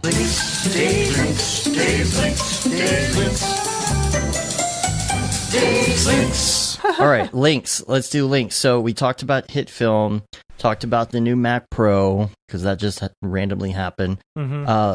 Last week, somehow I missed this. Ash Thorpe came out with a new short or something on Vimeo. It's called Passage. So check that out. There'll be a link. The one that I did want to show was this. It's not really. I don't think it's technically a meme, but it's just something that was on Reddit called "Emailing Like a Boss." Okay. Oh, I saw that. And it's actually really cool because it's one of those things where like it's kind of a joke or whatever, but it's also kind of like, you know, kind of true. And I'm gonna bring it up here, right here, and I'm guilty of doing a couple of these, but for the most part, I think I'm actually doing pretty well here. So instead of saying sorry for the delay, you say thanks for your patience. You know, it's about not admitting that you're wrong. You know, instead of saying what works best for you, you say could you do A, B, and C. Instead of saying no problem, no worries, you say always here to help. Just things that just kind of flip it a little bit. You know, so I'll put that in the show notes as well. Just like for example, just wanted to check in. I do say that a lot. You know, just wanted to check in on something. Instead, you say, when can I expect an update? And then I don't think it really says in here, but like one of the ones for me. I don't know. When can I expect an update? I don't really like that. I feel like just wanted to check in is much more. It's much more friendly. It is, yeah. I mean, I totally just wrote that in an email. Yes, I do that at least Actually, once a day. I just emailed EJ with that phrase. I think he gives us like his plugins to give away at Mograph Mondays, but he always emails the winners their codes or whatever. Yeah. And I don't know if they got them yet. And sorry, I shouldn't be talking about that, I guess. Sorry, EJ. I've had to send him that email before, so you know, it's whatever. Just checking in. But I totally wrote just checking in. I hope that's... Oh, geez. Oh, my God. No, I mean, this isn't like, you know... and... I've probably told him that in person. Right. Yeah. Just checking in. And the one thing that isn't on here, which should be on here, is per my last email. Oh, yeah. Of course, I already wrote this. Yeah, it's like per my last email. That basically is like passive aggressive for. Yeah, I you already didn't read told my you last. this, Yeah, you didn't read. Yeah, but you know, that's funny. So I'll put that in the show notes. But I believe, Matt, that now What? is time for you to use the restroom because we're going to do some Okay. people's people. Unless you Sweet. don't have to go. No, I'll go. No, I'll go he's grab gonna go. myself See? a Coke real quick. Ah, All right. Okay, You're going to cool. miss the fun, but whatever. I right. I never got to mention the our Mograph barbecue thing or whatever. Or was that later? Can we Oh. talk about later? No, what is that? I must have. I We think can I talk missed about that. Michigan community stuff more again later, I guess. Yeah, what's the We got to do your barbecue? segments. Oh yeah, so No, let's so- do that because Okay. after we do Beeple, we end up closing everything out. Okay, so. yeah. Let's end. Okay, yeah. So every year, Scott Warniak, who runs a studio called Lunar North here in Detroit, he does a Michigan Motion barbecue, and it's like an annual thing. So he puts out this spreadsheet and puts out each word that's in the wording for the invite, like 6th annual Michigan Motion barbecue, and then we all pick a word and we like animate that word and put it together. And he gives us like a start and end frame for each animation, so it just begins and lands on the same frame, and he gives us a color scheme, and then we all collaborate on it. So the latest one, we actually just had the barbecue this past Saturday, and the latest invite just came out. But this is like a great example of just how awesome our Detroit community is, because kind of every year, different groups of us, different ones of us come together and put this together. So just another little thing I wanted to mention. I think I sent you a link to it. How many? Send it again. How many people do that? Oh yeah. You did send me that. Here we go. It depends. This is the one you sent. Yeah. Yeah, because like I worked on it. Like the word we worked on it as Boxford. Like a few of us from Boxford worked on it. Dave Holm, Justin Lemon, and I did. So yeah, this is the thing. Yeah, so it's so the first word 6th. So it's all different styles. I don't remember how many people worked on each of them. Sometimes one person will do a whole word on their own. Other times, a group of people will work together. But it's cool because it's like a whole variety of styles and everything. Yeah, that's pretty Yeah. cool. I wish I could get that many people to do the monkey legs competition. Let me tell you. Well, this is like a smaller scale version of what you're trying to do with monkey legs. I know. Come on, people. Give me some monkey legs already. But like, so it's I fun. like that barbecue graphic. Yeah. I mean, when it's a local community doing things like I mentioned this at Mograph Mondays, and like we all see each other, so it's way easier to like, put that in everyone's ear, right? This is the one that I worked on with Dave and Justin from Boxford. So Oh, that's great. our little thing there. Yeah. So it's super fun. Super fun to collaborate. This all happened within like a week or so. We didn't have much time to get this one done, but it all came together. So it's just like a fun thing. Happens every year, and just another example of how awesome our little community is here. That's the other thing I didn't get to say this about the city of Detroit is that I know that like the media, makes it sound whatever, and like Detroit is not a huge city. Like we're not like Chicago or whatever. Like we're not there yet, but. I don't know. I feel like whenever I'm downtown Detroit, like at least like in the more like city center area, when I'm walking around, I almost always run into someone I know. So like, but it feels still like pretty big, like city, like at least the downtown city area. And we have our office at Corktown, which is like 5 minutes from the downtown area. It's like the Irish neighborhood. So I don't know. I just feel like Detroit is like getting big enough to be like, more of a cool, like bigger city. Like I joke that there's like a new coffee shop like every week basically. And there honestly is like, there's new businesses opening up all over the place and it's cool. But yeah, it's still like small enough that like I run around into people all the time and meet people. Cause like, I know like people say like we have a crappy climate here and our climate isn't amazing, but I don't know. The community is just like unbelievable.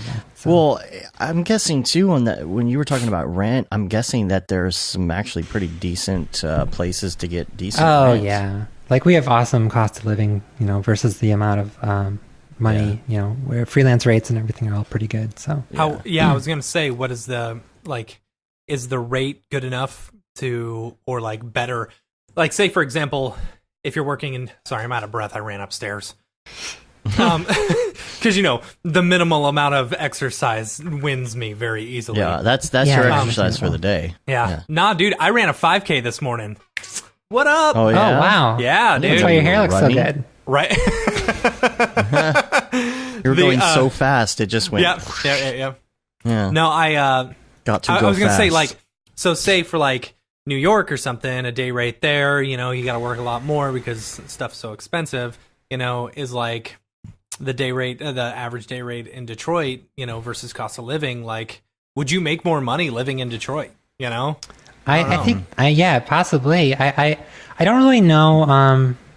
I know the average rates for our area, but I don't really know how that compares to New York or LA exactly. I'm glad that everyone's kind of talking about that online right now, because it's really unclear. And me with everyone I know, we're all pretty honest about our rates. And, we're pretty open about it. So I'm sure that since our Detroit rates seem to be pretty good, like reasonable, for sure you can get way farther as a freelancer here, I would say. Especially if you're someone who's already established in a bigger market, Yeah. Oh yeah, if you want to just want to move. Gosh, it'd be so cheap. Keep your same client base and move there. Absolutely. Oh yeah, totally. It's totally a thing. And I've been running into more people that even from like New York or LA, they're just moving here. I'm like, oh, what brought you to Detroit? Because like I always am like, oh, do you have family here or do you have friends here? Like, no, I just moved here. I'm like, really? Wow. So it's happening. It's a thing. We don't have mountains. No mountains here, and it's not that warm. But hey, we have other things. If you like snow, you'll be happy. Anyway, that was I just had a little more to put in there. I know we got to do peoples and stuff. So. Well, this is funny because Matt went all the way to the back. Ah, man. And we haven't Sorry, started I yet. sidetracked things. I just had a couple little things to put in there, and I'm sure I have notes, and I probably forgot like a million things, but that's fine. Peoples, where'd you get that Grebo? People, what's up with that guy? We'll Whatever. just have to I'm have glad you we on got to again. talk about fun stuff. Tim Cook ruined half of this. So Right. I'm sorry. I Tim apologize. Cook. No, but I was interested too. No, it's not your fault. Well, It's no, it's not your It fault. is mostly the my news fault. would have I'm would sorry. have reached us no matter what. Like, Oh, yeah. you It can't would have, avoid yeah. that. Yeah. Can't avoid The the chat Apple news. room. Yeah, would have gone crazy. All right. Yeah. Okay. Cool. Well, everybody, get out your Beeple viewer of choice, and we're gonna have some fun. Coming up with fake stories behind some of these things, but okay, here's the thing. It said May 29th on it, but I think it's technically May 28th. This is called super growth. So, first of all, got to do the obligatory show me what you got. Right. But the giant head. Yeah. the giant head thing. But I think this is funny because I was Instagram the other day, and the very first comment on this was Beeples people, like all the lyrics to how? Beeples people. But You've permeated the Yep. the internet. the Beeple with this. sphere. Yeah, the people sphere. This is called super growth, and I'm guessing it's super growth because something's gone wrong. Maybe. Yeah. Or maybe this Beeple person, giant Beeple people, is a way like this on this planet. This is like a tree, and those are fruit that they're harvesting. Oh wow! Yeah. Yeah, brain Right. and eye fruit. Yeah, yummy. Yeah. I love Yeah. like the brain fruit salad. Yeah, it's my thing. They're pimples. Gross. They're harvesting. Oh my God. pimples. Ooh. Oh, that's Yeah. really Shuddered a little. gross. Oh my gosh, they're gonna pop those things. Yeah, see, Yeah. I mean, Well, it kind of that's like, simple. Good. Maybe it's oxygen inside. Who knows? ooh, okay. Okay, it's something positive. Yeah. Yeah, there you go. Or it's like it looks like Vaseline though. Yeah, it does a little bit. It's like little bubbles. of But Yeah. look, like, Vaseline. I mean, they're like Ooh. all over the ground and stuff. Like they've been falling like apples. Yeah, I mean, look. Well, okay, here. Look at how dry the climate looks. Very dry there. Yeah. So of course you need lots of moisturizer. Yeah. This is Moisturize your skin. this is this planet's version of a cactus, right? Yeah. Exactly. So why the separation this is Burt's Bees on this planet. in the head? Burt's Bees is like, harvesting this stuff right now. It's a Burt's Bees little rover over there. It's the Burt's Bees planet. Right. Right. There's a line that goes up the head to the past the ear, Mm-hmm. Yeah. where you see a seam here, and Yeah. I'm guessing maybe you can detach the head. Well, in reality, it's like The you know, UV. people was like, I don't know, there's a UV there, I don't care. But Oh yeah, I saw him do. think that- I was at FITC with. He did his live daily at FITC, Yeah. and that was great. It's funny. I'm Yeah, sure he's just some- like, fuck it, I don't want to deal with that. Yep. exactly. Oh shoot, Here's- I should. No, you're fine. you're fine. Okay, You're I'm fine. sorry. So So He says that all the time, though. So anyway, Here's the thing. I was actually thinking about this the other day. And for as much crap as we give Mike for just saying, I don't know, and just like sometimes calling it in, like he really, it was this latest animation where he did like the toon shaded, like, walking robot thing. Oh, yeah. Like, and I was thinking to myself, for as much crap as we give him for, just saying, I don't know, and whatever, he is a damn good artist. Yeah. He really, Oh, really absolutely. Because we... Oh boy. I'm bringing his thing up, and everything has to autoplay nowadays. There you right. go. I mean, But this that's gorgeous. It is a gorgeous piece of work. Oh, yeah. it is. Yeah.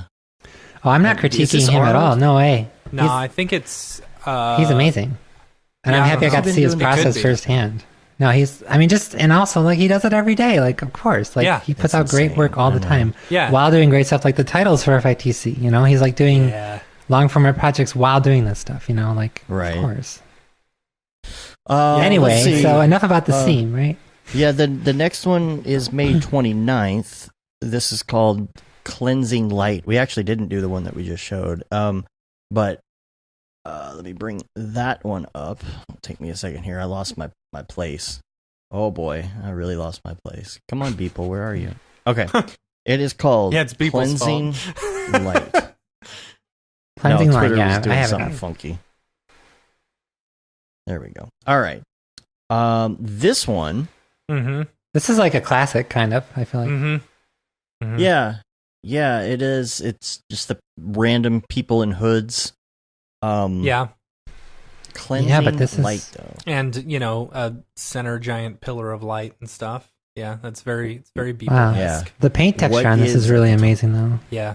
He's been doing a lot of that lately, Yeah. and sometimes you don't even notice until you So- blow it up full. Yeah, but Mhm. it's what I think it's just topaz, right? Topaz Oh, that is he it? used. Yeah, Maybe. it just. I mean, he Um, goes through. He'll create it pretty well, the way he wants, and then go through and just add a topaz filter in order to make it look a little bit more Mm-hmm. Mm-hmm. artsy or whatever.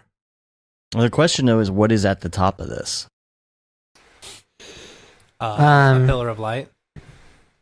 It's Yeah, but I mean, it's cleansing light, so like, what is the cleanse that is happening when you get to the top? It's a here? juice cleanse, really. Oh, that's that's all it is. It's just You get to the top, and it's a multi-level marketing scheme. You get to the top, and it's a Jamba Juice. They've been walking what's sad is you don't see the underside of this. You don't see that they've walked up 8,000 stairs before this. Yeah, you don't see the other side of it. Yeah. Yeah. They get up there. Hi, welcome to Jamba Juice. What can I get you? Yeah. Would you like some wheatgrass? Wheatgrass? Well, I feel like maybe this is where they get the Vaseline from the previous one. There you go. There you It's go. like deliberate. It comes okay. down through Yeah. this tube like a bank teller tube. Yeah. It's just like an energy bank teller tube, right? Coming from that was on one of the moons of this planet, and that moon beams this energy down, and they use it to transport their Vaseline balls. Well, see? You got it. Next. It all connects. It's all connected Yeah. Oh, in the man. Beepleverse. It all happens. I don't Okay. think I'd ever hear the term Vaseline balls in my life. Oh, man, that's good. That's really funny.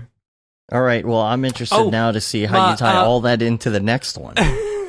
My kid asked me about this. I was going through my feed and he said, "Ooh, what's that?" Because he thought it was real.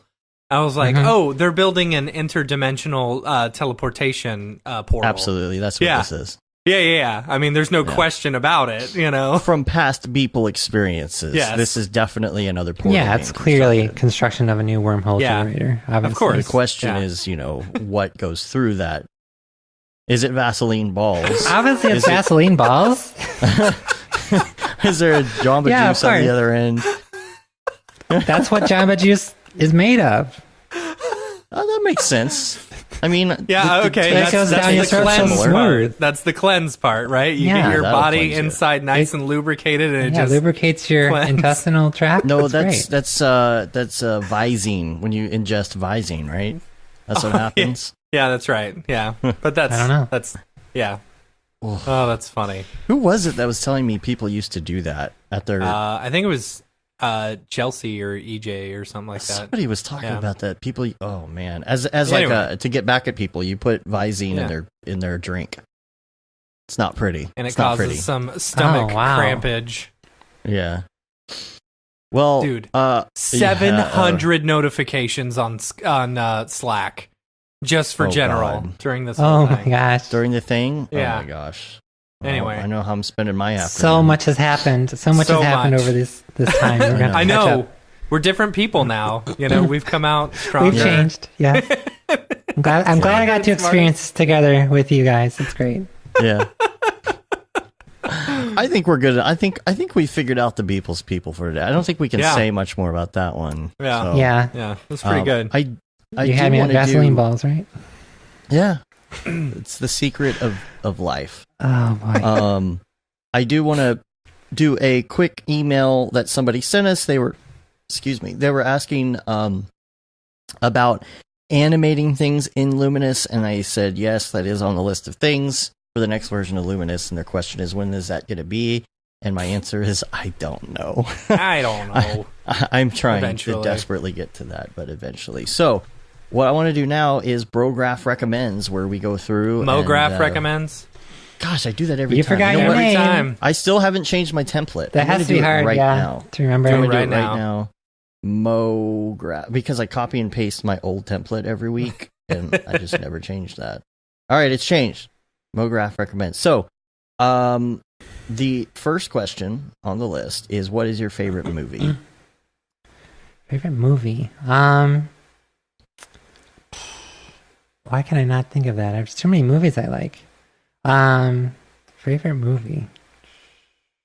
Or it could be even like if it's a recent favorite or something, not Yeah, what's a necessarily recent favorite of all favorite? time. Oh you my know. gosh.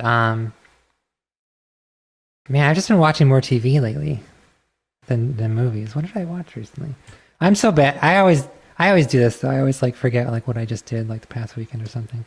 I have so many movies I want to see right now, but I I never know. go to the movies. That's my problem. I know. I end up rarely just go waiting. too. What did I watch? What was it called? Oh my gosh. I'll just pass. What was on it that one. about? Oh, you I passed? don't Okay. I'll pass. Well, so yeah, I'll talk then about we'll go books to or TV something. shows then. Yeah, what TV what shows. TV shows? Real quick, So- just speaking of movies, I want to throw this because we occasionally talk about deep fakes on the show. Dave, I'm Oh, okay, sending you yes. this link. Of course you do. Go to about like a minute into it. They took Sylvester Stallone's face and put him on Arnold Schwarzenegger's body from Terminator 2. Which was All so right. amazing. All right, sorry. Anyway, Am I gonna get flagged? you might. Okay. Well, let's see. Well, I guess not if it's a deep fake, right? Yeah, you probably So- need to go to like about a minute or a minute 20. Yeah, go to a minute 20. Oh. See, this was the joke because that was from, Last Action Hero. But like they I don't actually remember did this. like a pretty good Oh. job. Now, is it a deep Crazy fake or deep is it a? It's a deep fake because you can tell by the lighting and everything. You can tell by the pixels You can tell by the pixels. Oh, and the fact that I've seen some shoops in my time. some shoops. Is that what they call them? But he's. Hey, hold on. Oh Where's yeah. Okay. Wow, this is pretty good. Yeah. I need to just do some deep fakes just to see what the process is like. I'm interested to see like how much time it actually takes to pull something like this off. Yeah. I mean, there's a side shot man. there where I feel like it didn't work so well. Yeah. There are parts that like are great and parts that aren't so much. I mean, I've seen Terminator Man. 2 like so many times. It's ridiculous. Same here. I freaking love that movie. Yeah.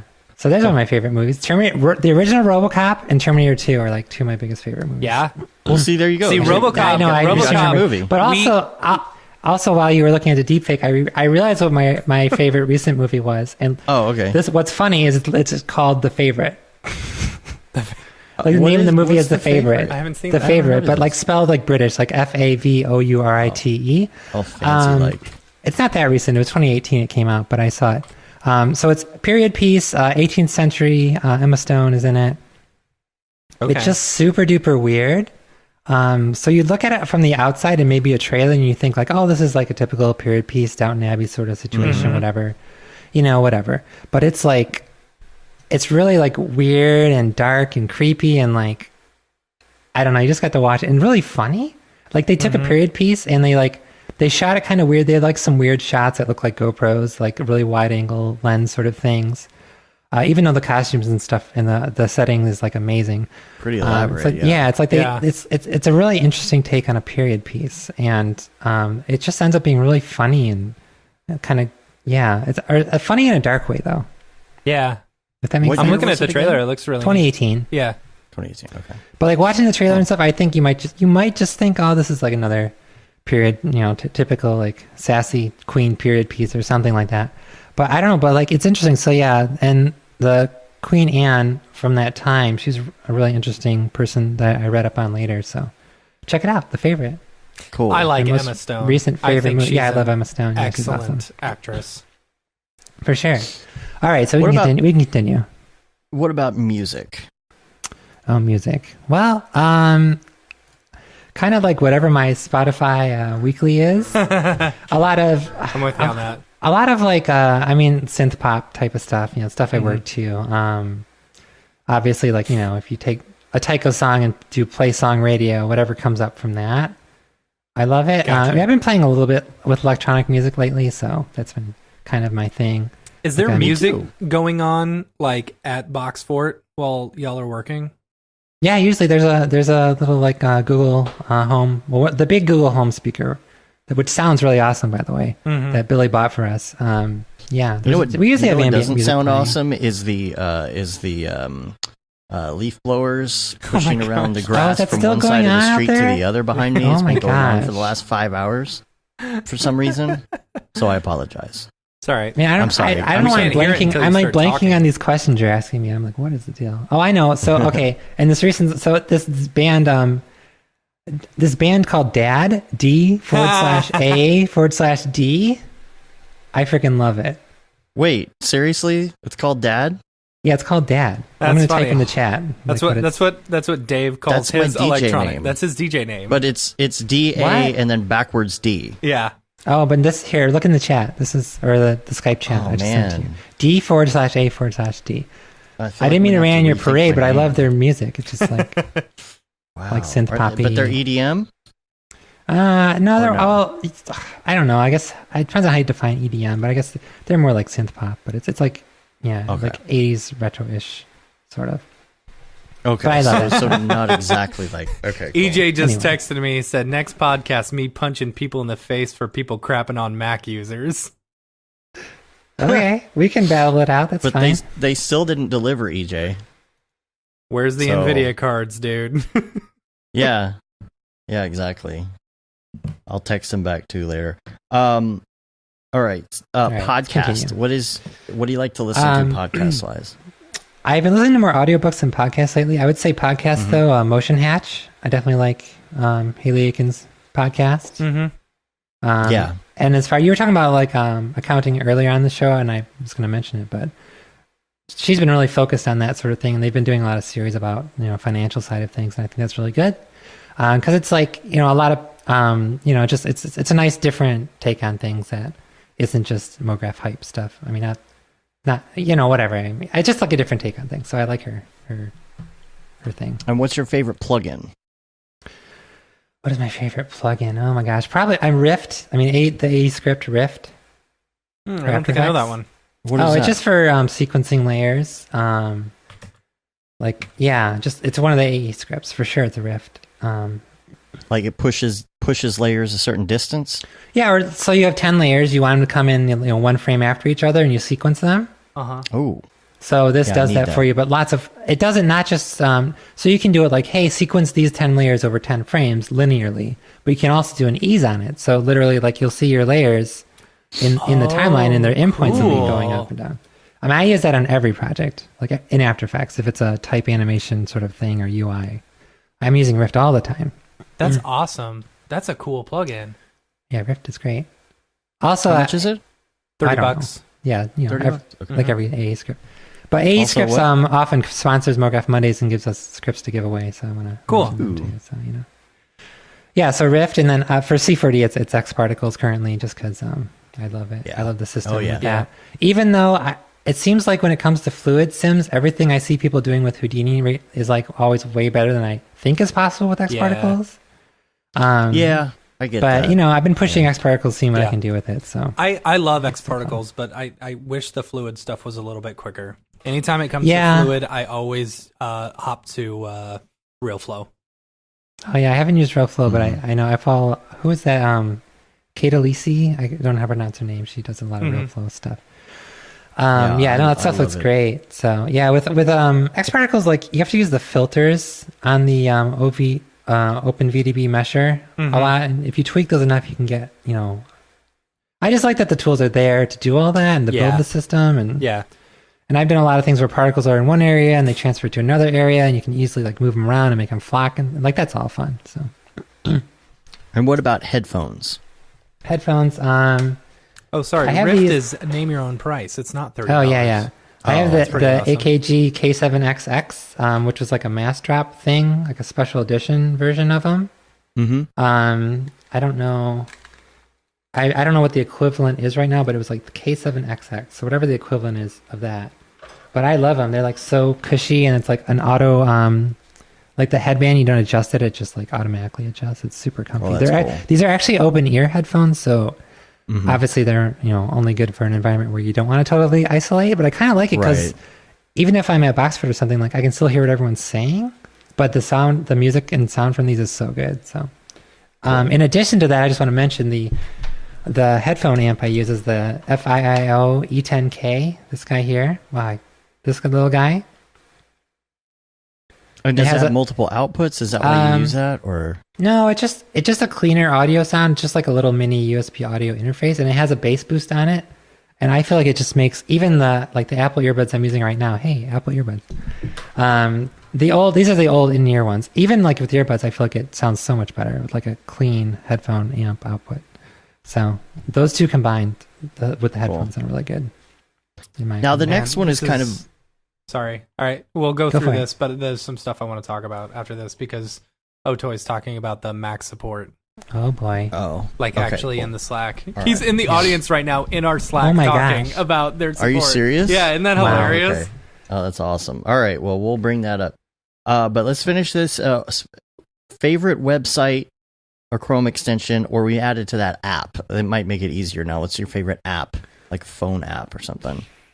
My favorite phone app? Chrome extension. Well, actually, okay, so I do actually have a funny kind of Chrome extension favorite right now, which is like, it's something that shouldn't even be necessary. But so we have our Michigan Slack thing, and we created a new channel for jobs, right? And what the problem is, like, there isn't some way to invite everyone to a new Slack channel unless you know of one. When you make a new Slack channel in your Slack, you can't, like, everyone isn't just added to it automatically. Oh, right. If you want them to be. Yeah. Mm-hmm. But there is like a Chrome extension called Slack Invite All. Oh, cool. And well, that could be dangerous. It's like $2. But like, what's funny is it'll invite everyone. And what's funny is how it like automates it.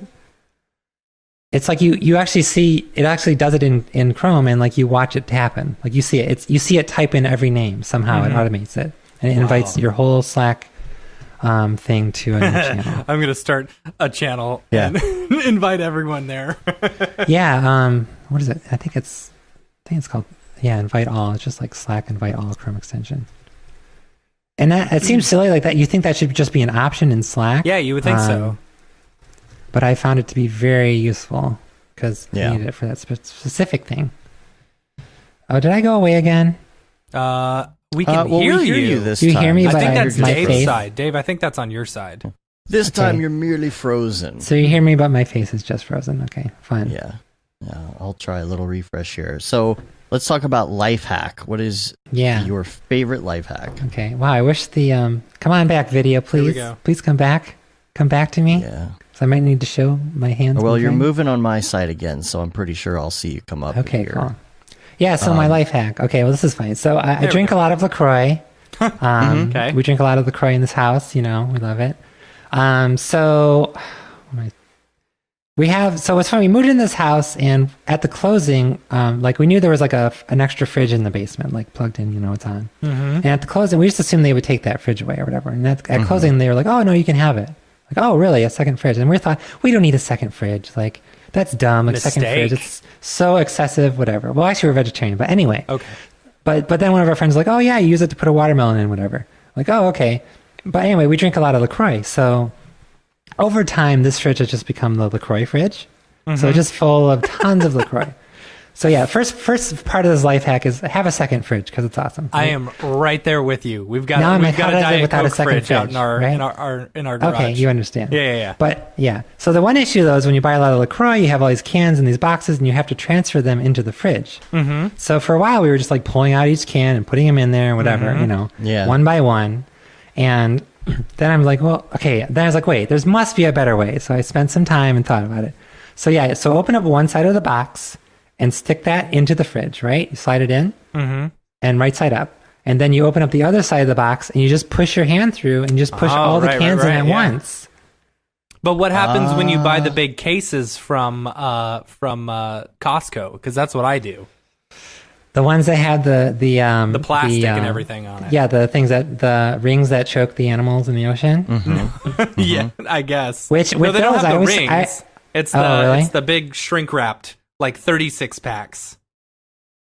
But don't they have like two? I buy ones that have like two boxes in them. I don't know. In the big packs. All right. Like the lime ones? Do you mean the lime ones? Oh, never mind. Because Costco? I'm talking Diet Coke. I'm not talking LaCroix. Okay, yeah, I guess. Yeah, that's sorry. Oh. See, this life hack only works for LaCroix. Yes, technically it probably could be applied to other cans and other boxes, other beverages that are canned in boxes, but I've only tested it with LaCroix, so I can only speak to that. Gotcha. But that's my life hack. That's good. That's a good life hack. Cool. It's pretty awesome. That was the last one. That's it. All right, cool. All right, now. Okay, Matt, what's going on with Mac so, and whatever? Otoy was put on the screen, and so Nick Scarcella asks, so how far along are we on the Mac Pro certified Octane version? And Jules said, very far, like Star Trek 2 by the book far. I don't know what that means. And so then metal support coming soon is what it means. Yes, I need to clear what I can share, but full Octane X, full Octane written from ground up in metal coming to iPad and Mac this year. iPad? Yeah. Wait, what's that mean? XB, like you'll be able to run Octane. You can use it as a node. It actually does have a fairly decent small Octane bench score. Yeah. So more info in PR and forum soon. I'm still in the keynote audience. All right, so this is great. We have our live correspondent on the floor. Yeah, our live correspondent who is live at WWDC. Okay, so Gurnge asked if you can comment on the cross compatibility between CUDA and the metal builds that will be very beneficial, i.e., work on metal, then farm to CUDA machines for the same things. Blah blah. Jules said it'll just work. Pixel perfect parity and net render between mixed devices / platforms even works even with the iPad included. So I'm assuming that means like you'll be able to use NVIDIA machines, AMD machines, your iPad in order for render nodes and stuff. Right. Yeah. Okay, so what we're going to need to do is see if we can actually get Jules to come on and actually talk to us about seriously. this, hopefully pretty soon. I think we have a slot in 2 weeks we might try and get him in on. We do have, by the way, coming up next week, Nosworthy. Yeah. Nosworthy. And then we've been talking to Casey Upkey's going to come on, and Chris Schmidt will be on in 2 weeks as well. Got that in my notes here. But yeah, we need to try and get Jules. Maybe he can come on that week that we still have free there and talk about all this madness. Because now this is going to be the thing. Well, should I still get this Mac now that it's possibility? And so you told us what the entry level price was, Matt. I don't know. I didn't see. If anyone knows, I thought you said it was $6,000. $6,000 for the entry level price. Yeah. That's the lower level for the big one. Yeah, I don't know. With 32 gigs of RAM, like what if we need 64? Yeah, that's what my PC has. I don't know. Someone said it was. Am I wrong in saying that it was 1.5 or 1.5 terabytes of RAM or memory or something? I don't know. Anyway. What? Oh, I saw that screen. I don't know what that was referring to. Yeah. But there's going to be a lot of questions. We'll kind of sort through it this week and see what comes up. But people, again, like EJ's texting us right now. It's like, see, look, you can get a Yeah, Mac I mean, Pro now 'cause here's it the supports thing, OTA. like- It's like, yeah, but it's still 3 times the price. Yeah. And why? when will they update again? I And don't like, know. how upgradable is it? New Mac Pro will be available in fall of 2019. We don't know the exact date. As for when we'll see the release date, we'd put our money on the iPhone 11 event in September. This is just people. This is a website. Mac Pro price. Come on. Thank you. I don't care if you do my cookies. Whatever. Anyway, I don't know. It's interesting. Like, We'll have to here's the thing. clarify it all. Like, and get if it could handle NVIDIA cards, sweet, awesome. I would consider buying one. Yeah, I might too. Like if it's no, I wouldn't because of the price. I wouldn't because Yes, of the price. but, like, But if it look- were the same price, I would do it because then my main machine could have a really sweet, awesome interface and Finder and everything else. Yeah. and I could keep running all my PCs. Yeah, for and you can run Logic. Render Farm, all of that. No, but at this point, it's like I've already moved everything over. I've figured out like a different way to do everything, and I really just don't care at this point because I'm in Cinema. Billy says no and After NVIDIA Effects. driver support. I Yeah. have a feeling though. there's I mean, not. like, if they could get No, a it's card, going to run on Metal, all right. Redshift. I don't know. and All right. I feel like, Toy. how much reason is there to switch to a Mac? I guess if you just really love the OS at this Yeah, point. I mean, you're basically like if you're already paying- on a Mac and don't want to switch, that makes sense. But like, and I you have can't imagine expendable going income. back. yeah, you're paying the premium price for the Yeah. operating system. But that's it. Yeah, That's I know it. that. I'm like, what else does it offer? Is it really like is it light years beyond any other PC possibilities? It's the OS only. It's like unless the PC itself is beyond computing power is way beyond anything possible with the build your own PC right now. But I'm sure that's not true. yeah. How could it be? All right. All right, then. Well, okay. We'll do our homework. We'll get back I'm sorry I with took everyone away from your Apple obsession for a while. Nah. You can No, go this was a look good at that show. soon This now. was a good show. Yeah. I'm talking to the audience. This- I don't know. This Mac Pro thing is like the thing that's been on every motion designer's mind for like it seems like course. years at this Yeah. point. So everybody's And freaking we just out. happened to be timed with the same Yeah. thing going on. So, but thanks for having me. I'm super glad you had me on here. I know like you didn't really know who I was that much, so I'm glad you had me on. Yeah, We've thanks for met. being on. We're really excited to hang out with you IRL at Camp Mograph in October. So Yep. Yeah, that'd be super fun. but we're gonna see you before that. Half res. Yeah, half res. Yeah. Mhm. Are you going to Seagraph? No, I'm probably not going to SIGGRAPH. No No. Seagraph. Okay, cool. But I'll And see then you guys what else? in the We're future. not going to Blend. We're not going to some of those, but yeah. I guess. I don't know about after half Camp res. Mograph. I don't even know what's coming up. Yeah. So. After Camp Mograph. If y'all want to pick up you're gonna disappear. Camp Mograph tickets, they're still available. Yeah. We got cabins, we got single campers, we got tent tickets. Mm-hmm. You choose. Choose your Yeah, own come adventure. Come on out. Bring your own Come tent on if out. you don't want the cabin. But Right? That's right. totally. Yeah. That'd be fun. You could rate us on iTunes, leave a review. You can also subscribe to us on your podcatcher of choice. Helps get our ratings up.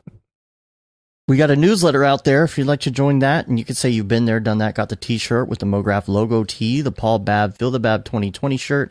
All the profits from that go to Doctors Without Borders. And then the Render Things hoodie and tee and long sleeve shirt. And we're on Facebook, Twitter, Instagram, Periscope, YouTube, Mograph.com, all the things. And Julie, where can people find you on the interwebs? JulieCraft.tv is my site, and then my Instagram is at Craftmatic, CRAFTMATICK, and then also check out Instagram Mograph Mondays Detroit. Cool. Twitter also for both of those, Twitter and Instagram. So For those who also tweet. yeah, and if you're interested in like starting a Mograph Mondays chapter in your area, be sure to talk to me. I have some advice I can give you and some support, and you can be part of the team. Yeah. We're growing a little bit as a little group. Everyone who leads in Mograph Mondays, we do little group video chats and everything, and talk about What's how the best- to improve things. If somebody is going to wants to send you a message to specifically ask you about something like that, what's the best way to get a message through to you? Just email me, I guess, at julie@juliecraft.tv. Cool. would be best because I mean I'm on various Slacks, but I mean I'm on the Mograph Slack and the MDA Slack and Cool. whatever, all the Slacks. So if hit me up on Slack if you're on one of those, but otherwise just email me. That's fine. I'll respond. Or you can email mographmondays@gmail. That's a thing too. Cool. Matt, you're slowly getting blurrier and blurrier. Weird. Hold on. Yeah, and there's some Is that weird your camera or is There that we go. you? It's my stuff camera. going on. Yeah. No, I am physically turning blurry. Yeah, I thought you were the dude from the what was that movie? Your With, hair's getting blurry. Yeah. Yeah. No, Did you smear Vaseline on your Yeah. camera? Did the Vaseline Vaseline balls. ball explode on your camera? Yeah. There's Oh, a man, movie my- like that. It was gosh, who did the movie? The one guy. The guy who No idea. he married his daughter and Oh. remember he married his daughter? Oh, Plays clarinet. Woody What's his Allen? name? Woody Allen. Oh, He jeez. he had a movie where there was a guy who was blurry Oh, really? all the time. I think it might have been Robin Williams. I I can't don't know what remember that who it was. was. That's funny. It was like blurry all the time. It was funny. I had to roto all that. All right. Well, we're going to get out of here. All right. We already said all the things. So Let's All do the it. things, yes. Julie, thank you so much again Yeah. for being on. Thanks for and, having me. We'll Fun. see you soon. I'll see you All and right. everyone at Camp Mograph. yeah. All right. Yeah. All right. All right. Until next week, I'm Dave. And I'm at. I'm Julie. Have a good one. See ya. Later, yo.